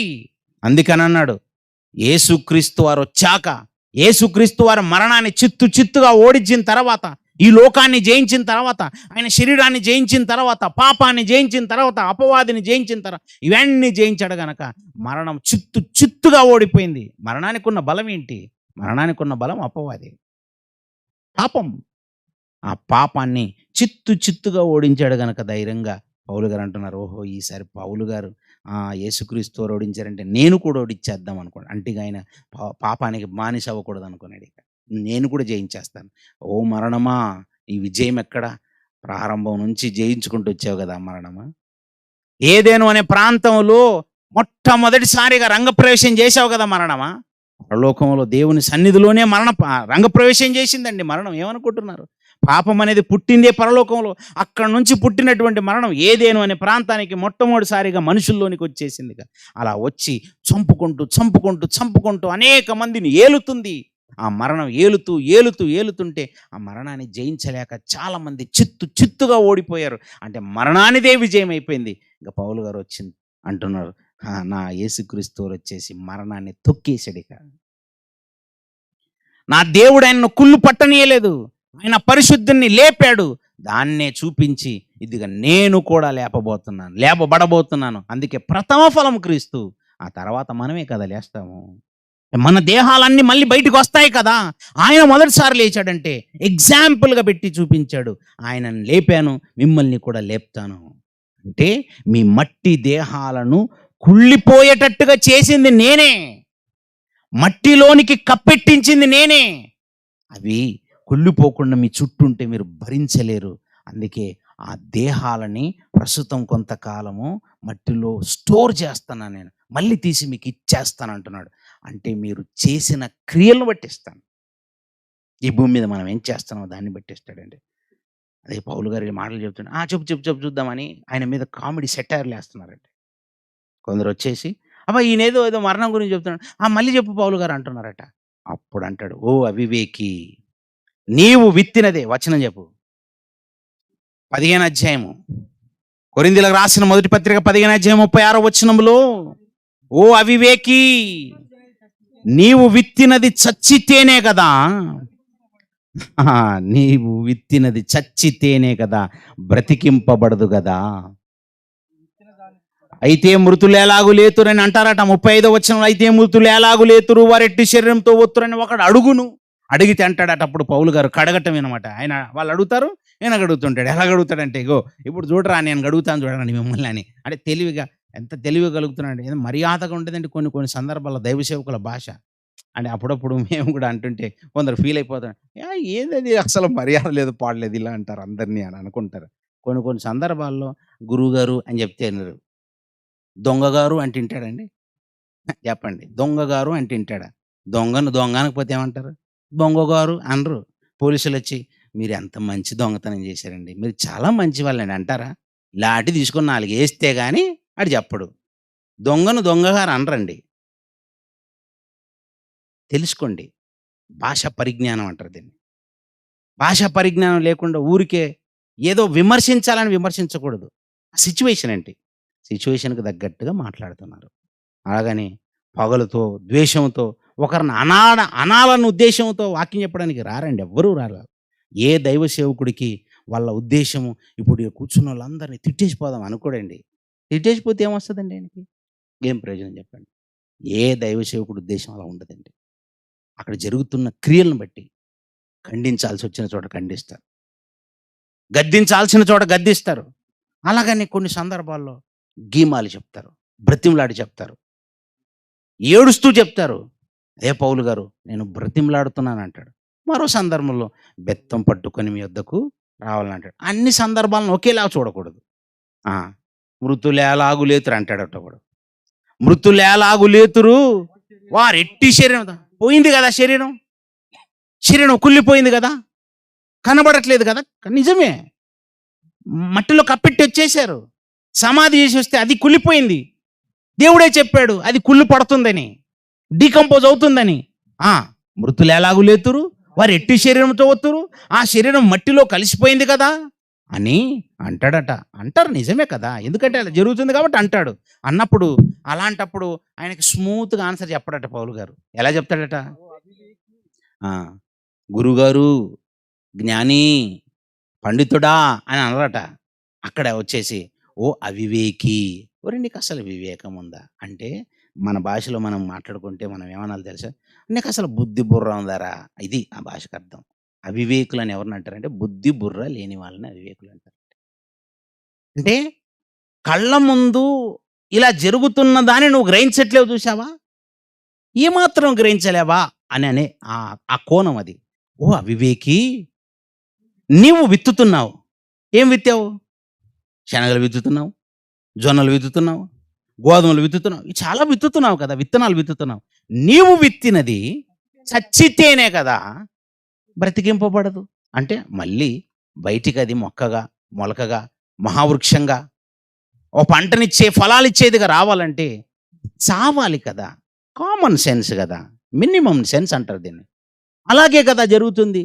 నువ్వు ఎన్ని విత్తి రావట్లేదు పొలానికి వెళ్ళి, అవి ఎత్తి వస్తే అవి చచ్చిపోతేనే కదా బయటికి మొక్క వస్తుంది, మొలక వస్తుంది, మహావృక్షం అవుతుంది. మరి అక్కడేమైంది నీ బుద్ధి? అవివేకి అంటున్నాడు అనమాట. ఓ అవివేకి, నీవు విత్తినది చచ్చితేనే కదా, అది బ్రతికింపబడదు కదా. నీవు విత్తు దాన్ని చూడగది గోధుమ గింజ అయినా సరే, మరి ఏ గింజ అయినా సరే, వట్టి గింజనే విత్తుచున్నావు కదా. కానీ పుట్టబో శరీరాన్ని అయితే విత్తట్లేదు కదా నువ్వు. అయితే దేవుడు ఏం చేస్తున్నాడో తెలుసా? ఇదిగో దేవుడు తన చిత్త ప్రకారంగానే నీవు విత్తిన దానికి నేను జాగ్రత్తగా అడుగుతాను అన్నమాట. మనము గోధుమ గింజ విత్తితే దేవుడు గోధుమ గింజ ఇస్తానంటున్నాడా? శరీరమునిస్తానంటున్నాడా? బైబిల్‌లో ఉన్నదే చెప్పాలి మనం. మనము గోధుమ గింజ విత్తొచ్చామనుకో, గోధుమ గింజ మరొకటి పుట్టిందనుకో, మనం గోధుమ గింజ పుట్టిందంటామా? శరీరం పుట్టిందంటామా? హ్మ్. గోధుమ గింజ పుట్టిందంట. మనం శనగలు విత్తొచ్చామనుకో, శనగలు విత్తితే మళ్ళీ బయటికొచ్చేసి ఆ పంట కాసిన తర్వాత శనగలు ఇంటికి తెచ్చుకున్నానంటావా? శరీరాలు తెచ్చుకున్నాను ఇంటికంటావా? మనం శనగలు తెచ్చుకున్నాను అంటాం. కానీ దేవుడు ఏమంటున్నాడో తెలుసా? నువ్వు విత్తినది గోధుమ గింజ అయినను సరే, మరి ఏ గింజ అయినను సరే, నీవు వట్టి గింజను విత్తితే నేను గింజలిస్తున్నాను అనట్లేదు. నేనేమిస్తున్నాను? మీరు కరెక్ట్‌గా చదవండి. అయితే దేవుడు తన చిత్త ప్రకారము నీవు విత్తిన దానికి శరీరం ఇస్తాడట. గింజలే అనుకోకండి. గింజ గురించి చెప్పట్లేదు ఆయన. ఆయన ఉద్దేశం గింజల గురించి చెప్పాలన్నది కాదు. ఓరే నాయనా! నేను చెప్పాలనుకున్న అత్యంత గొప్ప థియరీ ఏంటంటే నువ్వు అర్థం చేసుకోవాల్సింది, నేను శరీరాలను ఇస్తాను. శరీరం అంటాం దీన్ని. శనక్కాయని తీసుకొని వచ్చేసి, బ్రదర్ శనక్కాయ తింటావంటారా? శరీరం తింటావని అంటారా? ఏం మామూలుగా ఆలోచించండి మీరు కూడా. ఆ! ఏమని అడుగుతామండి? శనక్కాయ తింటావా బ్రదర్ అని అడుగుతాం గానీ, శరీరం తింటావా అని అన్నాడు పైనుంచి కిందకి చూసి, ఇది శరీరమా? ఎవడ్రా నీకు చెప్పింది? శరీరమా ఇది? శనక్కాయ ఇది అంటాం. దేవుడు ఏమన్నాడు తెలుసా? నువ్వు ఏదైతే విత్తుతావో దానికి నేను ఇస్తాను అంటున్నాడు. అది శరీరమైనా సరే నువ్వు విత్తితే దాంతో మళ్ళీ నేను శరీరం ఇస్తాను. అది ఒక గింజతో పోల్చి చెప్తున్నది దేహం గురించి. అంటే మట్టిలో పెట్టిన తర్వాత అది కుళ్ళిపోయి మట్టిలోనికి మార్చబడి అక్కడి నుంచి మళ్ళీ నీ చేతికి పొందుకుంటావన్నమాట. నీ చేతికి పొందుకుంటావు. ప్రస్తుతానికి పాతాళ లోకములో ఉన్న వాళ్ళంతా శరీరాన్ని వదిలేసి వెళ్ళిపోయిన వాళ్ళే. రాత్రి చెప్పాను, అబ్రహాం గారు పాతాళ లోకంలో ఉన్నారు ఇప్పుడు, పరదేశంలో ఉన్నారు ఇప్పుడు. అలా పరదేశంలో పాతాళ లోకంలో అబ్రహాం గారు ఉన్నారు కదా. అబ్రహాం గారు శరీరముతో వెళ్ళారా? ఆత్మగా ఉన్నారా? శరీరముతో లేరిప్పుడు, ఆత్మగానే. ఆయన శరీరం మక్ఫేలా గృహమునందు పాతిపెట్టారు. ఆ తర్వాత ఇస్సాకు గారిని భూమి మీద పాతిపెట్టారు, యాకోబు గారిని భూమి మీదే పాతిపెట్టారు, మోషే గారిని భూమి మీద పాతిపెట్టారు, దావీదు గారిని భూమి మీదే పాతిపెట్టారు. ఇలా ఎవరెవరైతే నీతిమంతులుగా కనబడుతున్నారో పాత నిబంధన గ్రంథం వాళ్ళందరినీ ఈ భూమి మీదనే పాతిపెట్టారు. అంతెందుకు, ధనవంతుని గురించి కూడా చెప్పాను రాత్రి. ధనవంతుడు చనిపోయినప్పుడు ఆయన ఏం చేశారట? పాతి పెట్టారు. పాతి పెట్టబడిన తర్వాత అప్పుడు అతడు పాతాళంలో బాధపడచ్చు. అంటే ఆయన దేహాన్ని మాత్రం పాతి పెట్టారు. అది నీతిమంతులైనా నీతిమంతులు కాని వారైనా వాళ్ళందరి దేహాలు ప్రస్తుతం భూమి మీదనే ఉన్నాయి. పాతాళ లోకంలో ఎవ్వరు కూడా దేహాలతో వెళ్ళరు. అసలు పాతాళ లోకానికి దేహాలతో ఎంటర్ అవ్వడానికి ప్రస్తుతం అవకాశం లేదు. అందుకే దాన్ని ఏమంటారు తెలుసా? యాకోబు గారు అంటారు, ప్రేతల లోకానికి నేను వెళ్తాను అంటాడు. ప్రేతల లోకం అంటే అర్థం ఏంటి? ప్రేతలున్న లోకమును ప్రేతల లోకం అంటారు. అంటే ప్రేతాత్మలు. ప్రస్తుతం పాతాళ లోకానికి పేరే ప్రేతలున్న లోకం. అక్కడ ఆత్మలే ఉంటాయండి. ఆ పాతాళ లోకానికి వెళ్ళిన వాళ్ళందరూ నీతిమంతులైనా నీతిమంతులు కాని వారైనా అందరూ అలాగనే వెళ్ళారు. అని నీతిమంతులేమో నెమ్మది పొందే స్థలంలో ఉన్నారు. నీతిమంతులు కాని వాళ్ళు వారి వారి ఇష్టానుసారంగా భూమి మీద బ్రతికి పాపంలోనే చనిపోయినటువంటి వారు ఎవరైతున్నారో వారంతా యాతన పడే స్థలంలో ఉన్నారు. కానీ ఇద్దరు శరీరాలను మాత్రం భూమి మీద వదిలేసి వెళ్ళారు. నీతిమంతులు కాని వాళ్ళు భూమి మీదే వదిలేసి వెళ్ళిపోయారు, నీతిమంతులు కూడా ఈ భూమి మీదే వదిలేసి వెళ్ళిపోయారు. అయితే వీళ్ళందరికీ ఒకేసారి దేవుడు ఏమి ఇవ్వబోతున్నాడు తెలుసా? ప్రతిఫలముని ఇవ్వబోతున్నాడు. వాళ్ళ దేహాలను మీరు మట్టిలో విత్తారు కదా, ఇదిగో విత్తిన దేహాలన్నిటికీ నేను శరీరాలు ఇస్తాను. ప్రభువా, ఎలాంటి శరీరాన్ని ఇస్తాను? అయితే మీరు చేసిన క్రియలను బట్టి ఇస్తాను. అందులో మీరు నిజంగా నీతిమంతులా? అయితే మీ అందరి కొరకు అక్షయ దేహమును దేవుడు సిద్ధం చేస్తున్నాడండి. అక్షయ దేహం. యేసుక్రీస్తు వారిని కుళ్ళు పట్టనివ్వకుండా అక్షయ దేహముతో ఎలాగైతే లేపాడో మనల్ని అలాగే లేపుతాడట. అంటే ఎలా లేపుతుండాడంటారు? ఎలా ఉండుంటదంటారు? ఆ దేహం ఎక్కడ తయారు చేస్తున్నాడు? నిజంగా అండి, బైబిల్‌లో రాయబడిన మాటలు చూస్తే చాలా ఆనందం వేస్తదండి. ఎంత గొప్పదా మనం పొందుకోబోయేది. ఇప్పుడున్న ఈ దేహం చూసారా?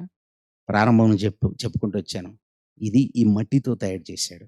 ఈ మట్టిలో ఉన్న మూలకాలతో చేశాడు. కానీ అక్షయ దేహం, మహిమా దేహం, ఆ దేహమును మాత్రం ఆయన మరోలా తయారు చేయబోతున్నాడండి. అందుకే అంటాడు, క్షయమైనదిగా విత్తబడి, కొరింథీయులకు రాసినటువంటి మొదటి పత్రిక 15వ అధ్యాయము 53వ వచనం నుండి, క్షయమైన ఈ శరీరము అక్షయతను ధరించుకొనవలసినది. ఇది జరగలేదు, ఒక యేసుక్రీస్తు వారి విషయంలో మాత్రమే జరిగింది. మిగతా మన అందరి విషయంలో జరగలేదు. క్షయమైన ఈ శరీరం అక్షయతను ధరించుకొనవలసి ఉన్నది. క్షయము అంటే కుళ్ళిపోయేది, అక్షయత అంటే కుళ్ళిపోదు. ఇంకా దీనికి ఎలాంటి గుణాలు ఉంటాయో మనం చూద్దాం. ముగింపులో ఉన్నాం మనం. చాలా జాగ్రత్తగా ఆలోచించండి. మర్త్యమైన ఈ శరీరము అంటే క్షయమయ్యే ఈ శరీరము అమర్త్యతను ధరించుకొనవలసి ఉన్నది. అమర్త్యం అంటే దాన్ని ఏది ఆపలేదటండి. మర్త్యమైనది ఏ దానికైనా కుళ్ళిపోతుంది. ఈ శరీరానికి ఎవరైనా వచ్చి గబుక్కున పొడిచారనుకోండి, అది చీరిపోతుంది, రక్తం బయటకు వచ్చేస్తుంది. ఎవరైనా కత్తితో కొట్టినా లేదా సుత్తితో కొట్టినా తల మీద బాధేశారనుకోండి, తలలోంచి రక్తం గారుతుంది. యాక్సిడెంట్ అయిందనుకోండి, ముక్కలుగా చిరిగిపోతుంది. కొన్ని సార్లు అయితే దేహాలు అలా రోడ్డుకి మొత్తం అలా రొట్టె ముక్కలాగా అతుక్కొని పోతాయండి. కొందరిది అయితే దేహాన్ని ముక్కలుగా అయిపోతుంటాయండి. ఈ దేహము చీరిపోతుంది, చిరిగిపోతుంది, ముక్కలుగా మారిపోతుంది. నీ అమర్త్యమైన దేహం అవుతుంది, అక్షయమైనది, దానికి చావు ఉండదు, చిరిగిపోదు. అలాంటి దేహం ఇస్తాడట. అది చెప్పటానికే యేసుక్రీస్తు వారి దగ్గరికి తెల్లవారుజామున మగ్దలేనే మరి వచ్చిన సందర్భాన్ని దేవుడు బైబిల్లో రాయించాడు. ఎందుకు రాయించాడు? అవసరం లేదు అది కదా, మనం అవసరం లేదనుకుంటాం. కానీ యేసుక్రీస్తు వారి గురించి మగ్దలేన మరియ ఆదివారం నాడు పెందలకడనే వచ్చిన సందర్భాన్ని దేవుడు బైబిల్లో రాయించాడు. ఎందుకు రాయించాడు ఒకసారి చూడండి. యోహాను సువార్త 20వ అధ్యాయము, యోహాను సువార్త 20వ అధ్యాయము 1వ వచనం. ఆదివారమున ఇంకను చీకటిగా ఉన్నప్పుడు మగ్దలేనే మరియయు పెందలకడ సమాధి వద్దకు వచ్చి సమాధి మీద ఉండిన రాయి తీయబడి ఉండుట చూచెను. ఇది తెల్లవారుజామున. ఇది మనసులో ఉంచుకోనండి. టైం చెప్పటం కొరకు వచనం చదివించాను. ఏ టైంలో వచ్చింది మగ్దలేనే మరియ? ఏ టైంలో వచ్చింది? ఇంకా చీకటిగా ఉంది. తెల్లవారుజామున ఇంకా చీకటిగా ఉంది. ఆ టైంలో యేసుక్రీస్తు వారి సమాధి దగ్గరికి వచ్చింది. వచ్చిన తర్వాత అక్కడ చూస్తే సమాధి అప్పటికే తెరవబడింది. తెరవబడి ఉండటం చూసేసి నా యేసుక్రీస్తు వారిని ఎవరు ఎత్తుకెళ్ళిపోయారు ఆమె అనుకొని తోటమాల దగ్గరికి వెళ్ళింది. తోటమాల అనుకొని వెళ్ళింది. 14వ వచనం. ఆమె ఈ మాట చెప్పి వెనక తట్టు తిరిగి యేసు నిలిచి ఉండటం చూచెను గాని ఆయన యేసు అని గుర్తుపట్టలేదు. ఆమె మనసులో ఏముందంటే యేసుక్రీస్తు వారిని ఎవరు ఎత్తుకెళ్ళిపోయారు అనుకొని తోటమాల అనుకొని మాట్లాడుతుంది. తోటమాల అనుకొని మాట్లాడుతూ 13వ వచనం అంటుంది, 12వ వచనంలో, తెల్లని వస్త్రములు ధరించిన 2 దేవదూతలు యేసు దేహము ఉంచబడిన స్థలములో తల వైపు ఒకడును కాళ్ళ వైపు ఒకడును కూర్చుండుట కనబడెను. వారు, అమ్మా ఎందుకు ఏడ్చుచున్నావని ఆమెను అడగగా ఆమె, నా ప్రభువును ఎవరు ఎత్తుకొని పోయిరి. ఇది మనసులో ఉంచుకున్నాడు. ఏమనుకుంటుంది ఆమె? యేసుక్రీస్తు వారిని ఎవరో ఎత్తుకెళ్ళిపోయారు. ఆయన లేచాడని లేదా ఆమె మనసులో. అసలు ఆయన తిరిగి లేచాడన్న విషయమే అసలు గుర్తులేదు ఆమెకి. ఎవరు ఎత్తుకెళ్ళిపోయారు. ఎందుకు ఇలా అనుకుందో తెలుసా? ఎందుకంటే అప్పటి వరకు చరిత్రలో ఎవరు చనిపోయి తిరిగి లేచిన అనుభవాలు వాళ్ళకి లేవు. సమాధి చేయబడిన తర్వాత వాళ్ళంతటా వాళ్ళు తిరిగి లేవటం అది లేదు. దేవుడు లేపడం కూడా చరిత్రలో మొట్టమొదటిసారిగా యేసుక్రీస్తు వారిని ప్రథమ ఫలంగా లేపారు. ఆమెకి తెలియదు, అనుభవం లేదు గనక అలా అనుకుంది. మొత్తం మీద యేసుక్రీస్తు వారు మాట్లాడారు. అమ్మా ఎందుకమ్మా ఏడుస్తున్నావంటే ఆయన అసలు యేసుక్రీస్తు వారు కాదనుకుంటుంది, మాట్లాడుతుంది. 15వ వచనంలో యేసు, అమ్మా ఎందుకు ఏడ్చుచున్నావు, ఎవరిని వెతుకుచున్నావని ఆమె అడగగా ఆమె తోటమాలి అనుకొని, అక్కడ ఉన్నది ఎవరు అనుకుంటుంది ఆమె? తోటమాలి అనుకొని, అయ్యా నీవు ఆయనను మోసుకొని పోయిన ఎడలా ఆయనను ఎక్కడ ఉంచితివో నాతో చెప్పుము, నేను ఆయనను ఎత్తుకొని పోదును అంటుంది. శవాన్ని ఎవరైనా ఎత్తుకెళ్తారండి? ఒకరు మోసుకెళ్ళగలరా? అసలు మామూలుగా చనిపోయిన తర్వాత శవం బరువెక్కిపోతది. అందుకే నలుగురు మోసుకెళ్తారు మరి. ఆమె అంటుంది, "నేను ఒక్కదాన్ని ఏసుకెళ్తాను." ఆమె ఆడ మనిషి అసలు ఒక దేహాన్ని ఎలా మోసుకెళ్తదండి? ఎలాగైనా సరే నా తిప్పలేదు నేను పడతాను ఆయన్ని మోసుకెళ్ళిపోతానంటుంది. ఆమె ప్రేమ గొప్పది, ఆమె ఆశ గొప్పది. కానీ యేసుక్రీస్తు వారు ఆమె వైపు తిరిగి ఆమెను చూచి మరియా అని పిలిచెను. ఆమె ఆయన వైపు తిరిగి ఆయనను హెబ్రీ భాషతో రబ్బూని అని పిలిచెను. ఆ మాటకు బోధకుడు అని అర్థం. యేసు ఆమెతో ఏమంటున్నాడు? నేను ఇంకను తండ్రి యొద్దకు ఎక్కిపోలేదు. ఈ ఒక్క మాట గురించి ఇదంతా చదివించానండి. యేసుక్రీస్తు వారు ఏమన్నారు? నేను ఇంకను తండ్రి యొద్దకు ఎక్కిపోలేదు. ఎప్పుడిది? ఆదివారం తెల్లవారుజామున ఎక్కిపోలేదట. ఆదివారం తెల్లవారుజామున ఆమె యేసుక్రీస్తు వారిని ఎళ్ళిపోయి ముట్టుకుందాం అనుకుంటే, నేను ఇంకా ఎక్కిపోలేదు తండ్రి యొద్దకు, నన్ను ముట్టుకోవద్దు. నేను ప్రథమ ఫలంగా తండ్రికి కనపరుచుకోవాల్సింది. ఎందుకంటే ప్రథమ ఫలాలంటే దేవునికి ఇష్టం. అయితే నన్ను ముట్టుకోవద్దని తెల్లవారుజామున చెప్పాడు. నేనిప్పుడు ఎక్కిపోతున్నాను అంటున్నాడు. 17వ వచనంలో, గనక నన్ను ముట్టుకొనవద్దు, అయితే నా సహోదరుల యొద్దకు వెళ్ళి నా తండ్రియు మీ తండ్రియు నా దేవుడును మీ దేవుడునైన వాని యొద్దకు ఎక్కిపోవుచున్నానని వారితో చెప్పమనెను. ఎక్కిపోతున్నానని చెప్పమన్నాడు. ఎప్పుడు? ఏ టైంలో? తెల్లవారుజామున ఎక్కిపోయాడు. ఎక్కిపోయిన తర్వాత ఈమె ఏం చేసిందంటే గబగబా పరిగెత్తుకొని పోయి పేతురు, యోహాను, యాకోబులకు చెప్పింది. వాళ్ళు పరిగెత్తుకొని వచ్చారు. సమాధి దగ్గరకు వచ్చి చూస్తే అక్కడ సమాధి ఖాళీగా ఉంది. ఆమె చెప్పింది వాళ్ళకి నమ్మకం కుదరట్లేదు అసలు. అయినప్పటికీ ఏదో జరిగింది, ఏదో జరిగింది, వెళ్ళిపోయారు. భయంతో ఉన్నారండి. అప్పటికి యేసుక్రీస్తు వారిని మర్డర్ చేశారు కదా! వాళ్ళు ఉన్నటువంటి ఇంటి తలుపులు వేసుకొని లోపల ఉన్నారండి. సాయంత్రం అయింది. సాయంత్రం టైంలో ఇప్పుడు యేసుక్రీస్తు వారు మళ్ళీ వచ్చారు చూడండి. 19వ వచనం, ఆదివారము సాయంకాలమున, తెల్లవారుజాముననేమో మగ్దలేనే మరియతో మాట్లాడి సాయంకాలం అయ్యేసరికి శిష్యులున్నటువంటి ఆ ఇంట్లోనికి వచ్చాడు. ఆదివారం సాయంకాలమున శిష్యులు యూదులకు భయపడి తాము కూర్చుండి ఉన్న ఇంటి తలుపులు మూసుకొని ఉండగా యేసు వచ్చి మధ్యను నిలిచి మీకు సమాధానం కలుగాక అని చెప్తున్నాడు. డోర్ కొట్టి డోర్ ఓపెన్ చేసిన తర్వాత లోపలికి వెళ్ళాడా?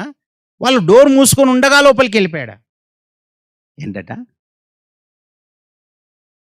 తలుపులు వేసే ఉన్నాయట.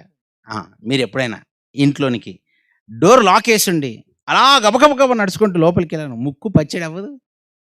వెళ్తారు అలా అలా దెబ్బ తగలదా మనకి? మనకు రక్తాలు వస్తాయి. గోడలోంచి వెళ్తామా మనం? ఈ దేహం వెళ్ళలేదు. అందుకే చెప్పాను, ఇది మర్త్యమైనది. మరణము కలిగేటువంటి దాన్ని మర్త్యమైనది అంటారు. చచ్చిపోయేది ఇది. క్షయమైపోతుంది, క్షీణించిపోతుంది, ముక్కలు ముక్కలుగా చిరిగిపోతుంది. రక్తాలున్నాయి, గాయాలున్నాయి, బాధ ఉంది, ఆవేదన ఉంది, అన్నీ ఉన్నాయి దీనికి. కానీ అమర్త్యమైనది యేసుక్రీస్తు వారు ధరించుకున్న దేహం, అది అమర్త్యమైనది. డోర్ మూసున్నట్టుగానే ఉంది, కానీ లోపలికి వెళ్ళిపోయాడు. డోర్ మూసుంటే లోపలికి ఎలా వెళ్తారండి? అది అర్థం కావాలంటే మనం చచ్చిపోతే అర్థం అవుతుంది. ఇది మనకు అర్థం కావాలంటే మనం చచ్చిపోయి తిరిగి లేపబడితే అర్థమవుతుంది. అప్పటి వరకు అర్థం కాదు. కొన్ని కాన్సెప్ట్లు ఉదాహరణ ఉంటే చెప్తాము, ఉదాహరణ లేనప్పుడు ఏం చెప్తాము? ఉదాహరణ లేకపోతే చెప్పలేము. ఇప్పుడు టీ తాగారా అని అన్నాం అనుకో, తాగలేదంటే ఎప్పుడు జీవితం తాగలేదా, ఒక్క నిమిషం అని చెప్పేసి టీ తీసుకొని వచ్చి ఇవ్వచ్చు. ఇప్పుడు టీ తాగటం అనేటువంటి కాన్సెప్ట్ తెలియనప్పుడు టీ తీసుకొని వచ్చేస్తే వాళ్ళు తాగేస్తారు. టీ అంటే ఇదా నాకు తెలిసిలే ఇప్పుడు అంటావు. అది అర్థం చేయించవచ్చు. కొన్నింటిని అర్థం చేసుకోవాలంటే లేఖనంలో రాయబడిన మాటలు అంతే. అందుకే చూచి నమ్మిన వారి కంటే చూడక నమ్మిన వారు. అన్నిటికీ చూపెట్టమంటే చూపెట్టలేము. మరి ఒక ఆయన వచ్చి అడుగుతున్నాను నన్ను, ఒకటే మాటలు చెప్పండి, దేవుడు ఉన్నాడు లేదంటే ఉన్నాడు అన్నాను. అయిపోయింది ప్రసంగం. నాకు ఎవరైనా ఇలాంటి ప్రశ్నలు అడిగితే చాలా హ్యాపీగా అనిపిస్తుంటుంది. ఏంటి, ఒకే దెబ్బతో ప్రసంగం అయిపోతుంది అంతే. గంట సేపు చెప్పాల్సిన అవసరం లేదు. కాళ్ళు నొప్పి పెడుతున్నాయి ఎప్పటి నుంచి. మీరేమో మంచి హ్యాపీ కూర్చొని వింటున్నారు. ఇది చాలా కష్టమైన ఉద్యోగం తెలుసా? ప్రసంగాలు చెప్పేవాళ్ళు, ఈ ప్రసంగాలు చెప్పే వాళ్ళందరూ లోకు అయిపోతారండి. కింద కూర్చుని అంటారు, ఏం చెప్పాడు, ఇలా చెప్పాడు, అలా చెప్పాడు, ఇలా చెప్పాడు. నేను ఇప్పుడు వెళ్ళిపోయిన తర్వాత ఏమైనా మాట్లాడుకుంటారు. ఎందుకంటే చెప్పేవాడు లోకు వండి వినేవాళ్ళకి. నాకేమనిపిస్తుంది తెలుసా? కష్టపడి వెళ్ళటం ఎందుకు, చెప్పటం ఎందుకు, కూర్చున్నాడు మార్కులు వేయటం ఎందుకు, అలా చెప్పాడు, ఈ సెటైర్లు ఎందుకు, అందుకే వినటమే మానేశాను. ప్రసంగాలు చెప్పిన తర్వాత పలానా ప్రసంగం ఇలా ఉంది ఇలా ఉంది, అస్సలు వినటమే మానేశాను ఇక. ఎందుకంటే మీరేమనుకుంటే నాకెందుకు? అవసరం లేదు. మీరు అర్థం చేసుకోవడానికి ప్రయత్నం చేయాలి అంతే. అది నీ తిప్పలే. నా తిప్పలు నేను పడ్డానిప్పుడు. నా ప్రయాస నేను పడ్డాను. మీ ప్రయాసం మీరు పడాలంతే. లేకపోతే లెక్క మిమ్మల్ని అడుగుతాడు. నేను చెప్పకపోతే నన్ను అడుగుతాడు. తప్పు చెప్తే నన్ను అడుగుతాడు. కరెక్ట్‌గా చెప్పిన తర్వాత నువ్వు దాన్ని స్వీకరించకపోతే నిన్నే అడుగుతాడు. కష్టంగా ఉంటాయా కొన్ని? కష్టంగా ఉంటాయండి. అర్థం అవ్వదా? అయితే 2 సార్లు విను. ఇంకా అర్థం కాలేదా? 3 సార్లు విను. ఇంకా అర్థం కాలేదా? 4 సార్లు విను. 100 సార్లు విను. పోనీ జీవితకాలం అంతా విను. ఏదో క్షణంలో అర్థమవుతది. అర్థం చేయిస్తాడు. అదే అంటున్నాడు. నాయనా అది మర్త్యమైనది. అంటే గోడ లోపల నుంచి ఎళ్ళదు నాయన. రక్తాలొస్తాయి దానికి. చిరిగిపోతది. రోగాలున్నాయి దానికి. బాధలున్నాయి దానికి. కానీ అమర్త్యమైనదొస్తుందొకటి. ఆ అమర్త్య దేహముతో వచ్చేసాడు. అక్షయ దేహం. గోడలు అలాగే ఉన్నట్టుగానే ఉన్నాయి. డోర్లు వేసినట్టుగా ఉన్నాయి. లోపలికి వెళ్ళిపోయాడు అంతే. దెబ్బకి అక్కడ ఉన్నోళ్ళకి అందరికి ఎలా ఫ్యూజులు ఎగిరిపోవు. ఎలా వచ్చాడు అని చెప్పేసి. డోర్లు అన్నీ వేసేసి ఉన్నాయి అలాగా. ఎలా వచ్చాడు? లోపలికి ఎలా వచ్చాడు? వెళ్ళి ప్రభా మీరేనా? ఎలా వచ్చారు ప్రభా అని అడుగుతారా? అస్సలు ఫస్ట్ కంగారు ఉంటదండి. భయం. దయ్యం అనుకుంటారండి ఫస్ట్. వచ్చింది దయ్యం అనుకుంటారు. పైగా వచ్చి ఏమంటున్నాడు తెలుసా? ఏం చూపిస్తున్నాడు? నా గాయాలు కావాలో చూడండి. ఇదిగో గుర్తుపట్టారా నేనే. అంటే నమ్మే పరిస్థితులు లేరా? యేసుక్రీస్తు వారు చనిపోయిన తర్వాత తిరిగి లేచిన తర్వాత మళ్ళీ భూమి మీదకి ఎందుకు రావాల్సి వచ్చింది తెలుసా? ఆయన రాకపోతే వీళ్ళు నమ్మరు. 40 దినములు వారికి అగుపడుతున్నాడు. మార్గంలో వెళ్తున్నాడండి ఓ చోట. మార్క్స్ వార్తలు చూడండి. మార్క్స్ వార్త మార్గంలో వెళ్తున్నాడు. వెళ్తున్నప్పుడు ఇద్దరు మాట్లాడుకుంటూ వెళ్తున్నారు. వాళ్ళ కనబడ్డాడు. కనబడి వాళ్ళతో ఏమంటున్నారు? 12 వచనం చూడండి. 16 అధ్యాయం 12 వచనం మార్క్స్ వార్త. ఆ తర్వాత వారిలో ఇద్దరు ఒక పల్లెటూరికి నడిచి వెళ్ళిపోచుండగా ఆయన మారు రూపము గలవాడై. ఏ రూపము? అప్పటి వరకు ఉన్న రూపం కాదు అది. మారు రూపం అంటే అర్థం ఏంటి? ఇంకో రూపం. ఏ రూపం మనకు తెలియదు. అంటే దానికి ఏ గుణం ఉంది? మారే గుణం ఉంది. అదే చెప్తున్నాను. ఇప్పుడు మీరున్నారనుకో, మీరు మళ్ళీ ఎంత మార్చినా ఏదో కొంచెం రంగు మారినట్టు అనిపిస్తుంటుంది. ఒకవేళ అంత మార్చినా కొంచెం హెయిర్ కట్ మారినట్టు ఉంటుంది. మీరు ఎంత మార్చినా కొంతవరకే డ్రెస్ మార్చుకొని మరి ఎవడో అనుకున్నాను నువ్వేనా గుర్తుపట్టానులే గుర్తుపట్టేస్తామా. కానీ మారు రూపం అంటే యేసుక్రీస్తు వారు ఉదాహరణకు చెప్తున్నాను. అలాగని ఇది బయటికి వెళ్ళి చెప్పారు. యేసుక్రీస్తు వారు 6 ఫీట్ హైట్ ఉన్నాడు అనుకో, కరెక్ట్‌గా 4 ఫీట్ లైట్‌లో కనిపించాడు అనుకో. అంతకుముందు 6 ఫీట్ హైట్ ఉన్నప్పుడు చూసిన ఆయన 4 ఫీట్ లైట్‌లో చూసాడు అనుకో, నువ్వు యేసుక్రీస్తు వారు కాదులే. నేను 6 ఫీట్లు ఉన్నప్పుడు చూశాను నిన్ను.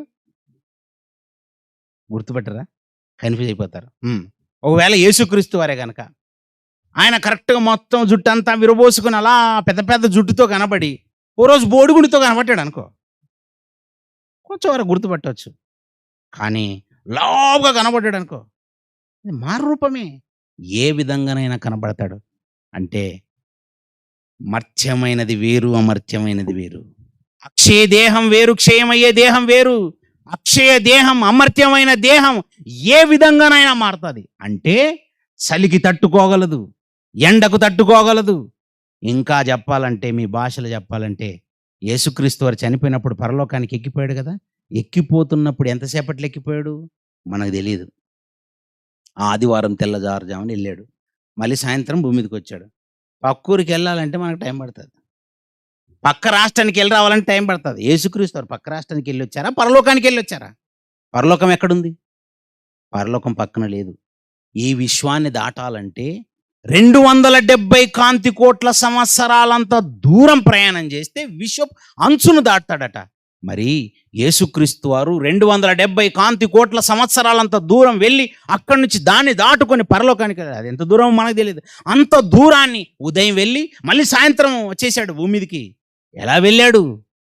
అదే మరి అమర్త్య దేహానికి ఉన్నది గొప్ప విలువ. మరి మధ్యలో వెళ్తున్నప్పుడు సూర్యుడు లేడా? పరలోకం ఈ భూమి నుంచి ఎలా వెళ్తున్నాడండి, ఎలా వెళ్తున్నాడు అందరూ చూస్తూ ఉండగానే అలా వెళ్ళిపోతున్నప్పుడు సూర్యుడు ఉన్నాడు పైన. ఆ తర్వాత నక్షత్రాలు ఉన్నాయి, కోటాను కోట్ల నక్షత్రాలు ఉన్నాయి. ఆ నక్షత్రాలు ఏంటనుకున్నారు? మండే అగ్నిగోళాల మధ్య నుంచి అలా వెళ్తున్నప్పుడు అవి ఆహుతి అవ్వవా? కాలిపోదా? అమర్త్యమైన దేహము అసలు కాలిపోదు. అందుకే చెప్తున్నాను, ఈ ప్రకృతిలో ఉన్న ఏ విధాన్ని అడ్డుకోలేవు. చిరిగిపోదా? చిరిగిపోదు. గాయం అవ్వదా దానికి? అవ్వదు. అది ఇస్తాడటండి. అది కావాలనుకుంటే నోరు మూసుకొని, ఒళ్ళు దగ్గర పెట్టుకొని బతకడం అంతే, ఇంకేం లేదు. ప్రభా! మీరెలా చెప్పారో అలా బ్రతుకుతాం ప్రభా ఇంకా. ఆ అమర్త్యమైన దేహం మాకు కావాలంటే, అమ్మో! అలాంటి అక్షయ దేహం మాకు కావాలంటే, బ్రతుకుతాం ప్రభా! మీరెలా చెప్పారో అలా యాజ్ ఇట్ ఈజ్‌గా బ్రతుకుతామని దేవుని సన్నిధిలో సరెండర్ అయితే అదొస్తదంతే. ఆ! ఏముందో లేదో మాకెందుకు అనుకున్నామనుకో, సరే నీ ఇష్టం ఎలాగైనా బతుకు. తర్వాత ఉంటదండి, ఏ దేహాలనైతే ఈ భూమి మీద వదిలేసి ఎళ్ళిపోయారో, పాపులుగా చచ్చిపోయి భయంకరమైన నరక యాతన పడుతున్నారు. వాళ్ళందరూ కూడా ఒకరోజు భూమి మీదకొస్తారు యేసుక్రీస్తు వారి రెండవ రాకడలో. వారి ఆత్మలన్నీ వచ్చేసి ఈ భూమి మీద ఉన్న వారి దేహాలను తీసుకొని వెళ్తారు వాళ్ళు కూడా. అంటే దేవుడు శరీరాన్ని కూడా వదలడు. మట్టిలో ప్రస్తుతానికి కుళ్ళిపోయిన దేహాలను కూడా వాళ్ళకి తొడిగి ఆ దేహాన్ని శిక్షిస్తాడు, ఆత్మని శిక్షిస్తాడు. అందుకే దేహము చేసిన తప్పులకు దేహము అనుభవించాలి. దేహాన్ని ఆధీనంలోనికి తెచ్చుకోలేనందువలన లోపలున్న ఆత్మకు కూడా శిక్ష వేస్తాడు. అంటే రెండిటికి శిక్ష. ఈ రెండిట్లో దేన్ని వదలడు. మత్తయి సువార్త 10:28. మత్తయి సువార్త 10:28లో మరియు ఆత్మను చంపనేరక దేహమునే చంపు వారికి భయపడకుడి గాని ఆత్మను దేహమును కూడా, ఎంత బాగా చెప్తున్నాడు చూసారా? ఆత్మను దేహం రెండిటిని, ఆత్మను దేహమును రెండిటిని నరకములో నశింపజేస్తాడు. అంటే ప్రస్తుతం లేదు, ధనవంతుడు భూమి మీద శరీరాన్ని వదిలేసి వెళ్ళాడు. అంటే యేసుక్రీస్తు వారి రెండవ రాకడలో ఆ ధనవంతుడు కూడా భూమి మీదకి వచ్చి తన దేహాన్ని తొడుక్కొని వెళ్ళాలి. అందుకే యేసుక్రీస్తు వారి రెండవ రాకడలో చెప్పబోయే ఒకే ఒక డైలాగ్ ఏంటో తెలుసా? నా తండ్రి చేత ఆశీర్వదింపబడిన వారులారా రండి, లోకం పుట్టినది మొదలుకొని మీ కొరకు సిద్ధపరచబడిన ఈ రాజ్యాన్ని మీరు స్వతంత్రించుకోండి అని కుడివైపునున్న వాళ్ళతో చెప్తే, ఎడం వైపునున్న వాళ్ళతో చెప్పే ఏకైక డైలాగ్ ఏంటో తెలుసా? చూడండి, మత్తయి సువార్త 25 అధ్యాయము 41 వచనము. అప్పుడు ఆయన ఎడమ వైపు ఉండు వారిని చూచి, శపింపబడిన వారలారా, బా, నన్ను విడిచి అపవాదికిని వాని దూతలకును సిద్ధపరచబడిన నిత్యాగ్నిలోనికి పోవుడి. అంటే ప్రస్తుతం ఏ అగ్నిలో ఉన్నారనమాట వాళ్ళు? ప్రస్తుతం టెంపరీ అగ్ని, తర్వాత నిత్యాగ్ని. అస్సలు వదలడండి. భూమి మీదకి వచ్చిన వారు దేహాలతో వెళ్ళిపోవాలిక. అంటే దేహము ఆత్మ రెండిటికి శిక్ష. అందుకే మనం చేసే క్రియలను బట్టి ప్రతిఫలం పొందుకోవాలనుకుంటే సత్క్రియలు చేయండి, దేవుడు కోరుకున్నట్టుగా బ్రతకండి అంటున్నాడు. బ్రతికితే ఏం చేస్తారు ప్రభువా? నీకు అక్షయ దేహాన్ని ఇస్తాను, అమర్త్యమైనది ఇచ్చేస్తాను నాయన. ఈ లోకంలో ఉన్నటువంటి ఏ పంచభూతంలో ఏది కూడా దాన్ని అడ్డుకోలేవు, అలాంటి గొప్పది ఇస్తాను. ఒక్క మాటలో చెప్పాలంటే పరలోకానికి సాధనంగా నేను ఇచ్చేస్తాను. అది నేను ఎక్కడ తయారు చేస్తున్నానో తెలుసా? ఈ భూమి మీద నేను తయారు చేయట్లేదు. ప్రభువా ఎక్కడ తయారు చేస్తున్నాడంటే దాని సీక్రెట్ కూడా చెప్పేశాడు. ఎక్కడ తయారు చేస్తున్నాడు తెలుసా? కొరింథీయులకు రాసిన 2వ పత్రిక 5వ అధ్యాయం 1వ వచనం. కొరింథీయులకు రాసిన 2వ పత్రిక 5వ అధ్యాయం 1వ వచనంలో చెప్తున్నాడు చూడండి. నేను ఇదిగో మీ కొరకు ఒక దేహమును తయారు చేసి పెడుతున్నాను. అది ఎక్కడుందట? భూమి మీద మన గుడారమైన ఈ నివాసము శిథిలమైపోయినను చేతి పని కాక దేవుని చేత కట్టబడినదియు నిత్యమైనదియునైనా ఈ నివాసము, ఇదిగో నివాసం ఎక్కడుందట? పరలోకమందు మనకున్నదని ఎరుగుదుము. ఎక్కడుందా నివాసం? అది పరలోకంలో ఉందట. పరలోకంలో కడుతున్నాడట. 2వ వచనంలో కూడా మనము దిగంబరులము కాక వస్త్రము ధరించుకుని వారముగా కనబడదము కాబట్టి పరలోకము నుండి వచ్చు మన నివాసము దీనిపైన ధరించుకొననపేక్షించుచు దీనిలో మూలుగుచున్నాము. ఎక్కడి నుంచి వస్తుందట? పరలోకం నుంచి వస్తుందట. పరలోకము నుండి వచ్చు ఆ నివాసమును మనం ధరించుకోవాలని ఈ భూమి మీద ఉన్న ఈ దేహములో, క్షయమైపోయే దేహములో మనం అంతా మూలుగుతున్నాం. నిజంగా సువార్త ప్రకటించడం కష్టమా కాదా? కష్టం కదా. సర్వలోకానికి వెళ్ళండి అంటే వెళ్ళాలి, సర్వసృష్టికి సువార్త ప్రకటించంటే నోరు పని చేయాలి, కళ్ళు పని చేయాలి, చెవులు పని చేయాలి, ఈ అన్ని అరేంజ్మెంట్స్ చేయాలి, డబ్బులు మనం సంపాదించినని పెట్టాలి, అన్నీ కష్టాలే కదండి. ఇయన్నీ చేస్తేనే కదా.